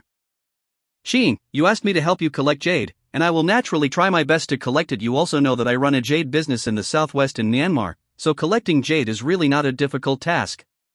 "At the beginning, Miss Catherine should know it," Ma Butong said after putting down the teacup. "Yes, at the beginning, the quantity and quality of the jade you provided were very good, but later, both the quantity and quality decreased," Catherine said. "What happened?" Chen Fan asked. "My jade mine was robbed," Ma Butong said to Chen Fan. "Robbed?" Chen Fan looked surprised. Ma Butong nodded and continued, "Mr. Chen, our Ma family has several jade mines on the border between Myanmar and Xia." Chen Fan listened quietly to what Ma Butong said. Ma Butong's Ma family has been engaged in jade business for many years and owns 2 jade mines in the jade-rich areas of Xia and Myanmar. Not only that, in recent times, because of Chen Fan, the business has been getting bigger and bigger, and naturally they have made more and more money, so they spent another 500 million to acquire a jade mine in order to ensure safety. The Ma family also raised more than 100 private soldiers in that area to ensure the safety and interests of their business. After so many years of operation, there has been no loopholes. However, something unexpected happened recently. The jade mine that the Ma family has been operating for many years was robbed, and his private army suffered heavy losses. Therefore, the amount of his jade has decreased sharply during this period. "Do you know who did it?" Chen Fan asked. "I don't know, this is the most headache," Ma Butong sighed. "The Ma family has been doing business there for so many years, and their connections must be good. If he knows who did it, he can always think of a way out. However, he just doesn't know the other party's power, so he is at a loss." "No clue?" Chen Fan asked. "It is probably not the power of Xia country, because the people here in Xia country abide by the rules, and everyone is doing business. If they rob it by force, it will break the rules that have been set with great difficulty for so many years. Once the rules are broken, no one can do business." Ma Butong made a guess. "So, it is very likely the power of Myanmar?" Chen Fan asked. Ma Butong nodded and said, "That's right, but I can't think of any force in Myanmar that would do such a thing. They are breaking the rules by doing this. The largest market for jade is in Xia. If they do this, Xia will be wary of Myanmar, and it will be difficult to maintain such business. In the end, no one will benefit. When doing business, everyone wants to make money safely. Now the rules are set. Whether it is Xia or Myanmar, everyone is doing business in accordance with the rules and making money safely together. If everything is overturned, no one can make money. This is completely harmful to others and not beneficial to oneself." Chen Fan nodded after listening. Doing business under the rules, everyone can make money safely. Now, they are directly robbing, which is breaking the rules. The result is that everyone is robbing, and in the end no one can do business. "You really have no clue?" Chen Fan asked at last. "It's not that I don't have a clue, but I always feel that it is a bit magical," Ma Butong said. "A bit magical? What's going on?" Chen Fan asked. "Mr. Chen, have you heard of Wushan cult or woman?" Ma Butong asked. "Wushan cult?" Chen Fan raised his eyebrows when he heard it, and then said, "I know, and I have dealt with them before." Wushan cult is related to Chen Fan's childhood playmate Su Jing, and Chen Fan also used the spirit to destroy the Wushan cult of Xia Kingdom, which solved the problem in the southwest once and for all. Xia Kingdom calls it Wushan cult, while Myanmar calls it woman. This incident may be related to Wushan cult. Legend has it that Wushan cult is about to descend, so the people of Wushan cult took action, Ma Butong said at last. "Wushan descended?" Chen Fan asked with some surprise. "It's really magical to say that." Myanmar legend says that Wushan is a mysterious figure who has lived for thousands of years and has been sleeping. Now legend says that Wushan will wake up and descend again. Therefore, in order to celebrate the return of Wushan, the followers of Wushan cult want to take back everything Wushan once had, and the so-called Wushan everything is those jade mines. Ma Butong gave the reason. Ma Butong is just a businessman. Although he believes in supernatural things, he doesn't believe them so deeply. It seems to him that the awakening of a person who has been sleeping for thousands of years is nonsense. Chen Fan listened to what Ma Butong said and remembered what Su Jing and Yun Zhe had told him about the Wushan cult. The Wushan cult originated in Xia State, but more than 2,000 years ago, Wushan fled to Myanmar. After that, Wushan cult returned to Xia State by taking advantage of the turmoil in Xia State 100 years ago, but the Wushan cult headquarters is still in Myanmar. The Xia State Wushan cult has been destroyed by him, and now, the Wushan cult headquarters has come out to make trouble for him. I will go to the border between Xia State and Myanmar in person to see the situation. Finally, Chen Fan thought for a while and said to Ma Butong. Wushan cult. Chen Fan thought of the Wu clan in the world of cultivation, so he was quite curious. Moreover, more importantly, the Wushan cult headquarters made trouble, which might involve Su Jing in the southwest, so he felt it necessary to go there in person to see the situation. Ma Butong was relieved when he heard that Chen Fan was willing to go and investigate in person. This was also the reason why he came to find Chen Fan. If Chen Fan did not come forward to help, he felt that this matter could not be solved at all. Soon, Ma Butong left, and Chen Fan was ready to go to the border of Xia State in the southwest to see what was going on with the Wushan cult. Master, please let me go with you. At this moment, Catherine made a request to Chen Fan. You want to go with me? Chen Fan looked at Catherine and said. I have been staying here for a long time, and I want to go out for a walk.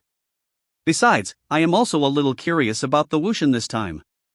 Catherine looked at Chen Fan with silver eyes and said with pleading. Chen Fan thought for a while, and then asked, Is it because your cultivation has improved recently, so you want to go out and try your skills? Catherine laughed and said, Master is wise. It is normal for Catherine to improve her strength. The dead branch of unknown origin exudes a strong life force.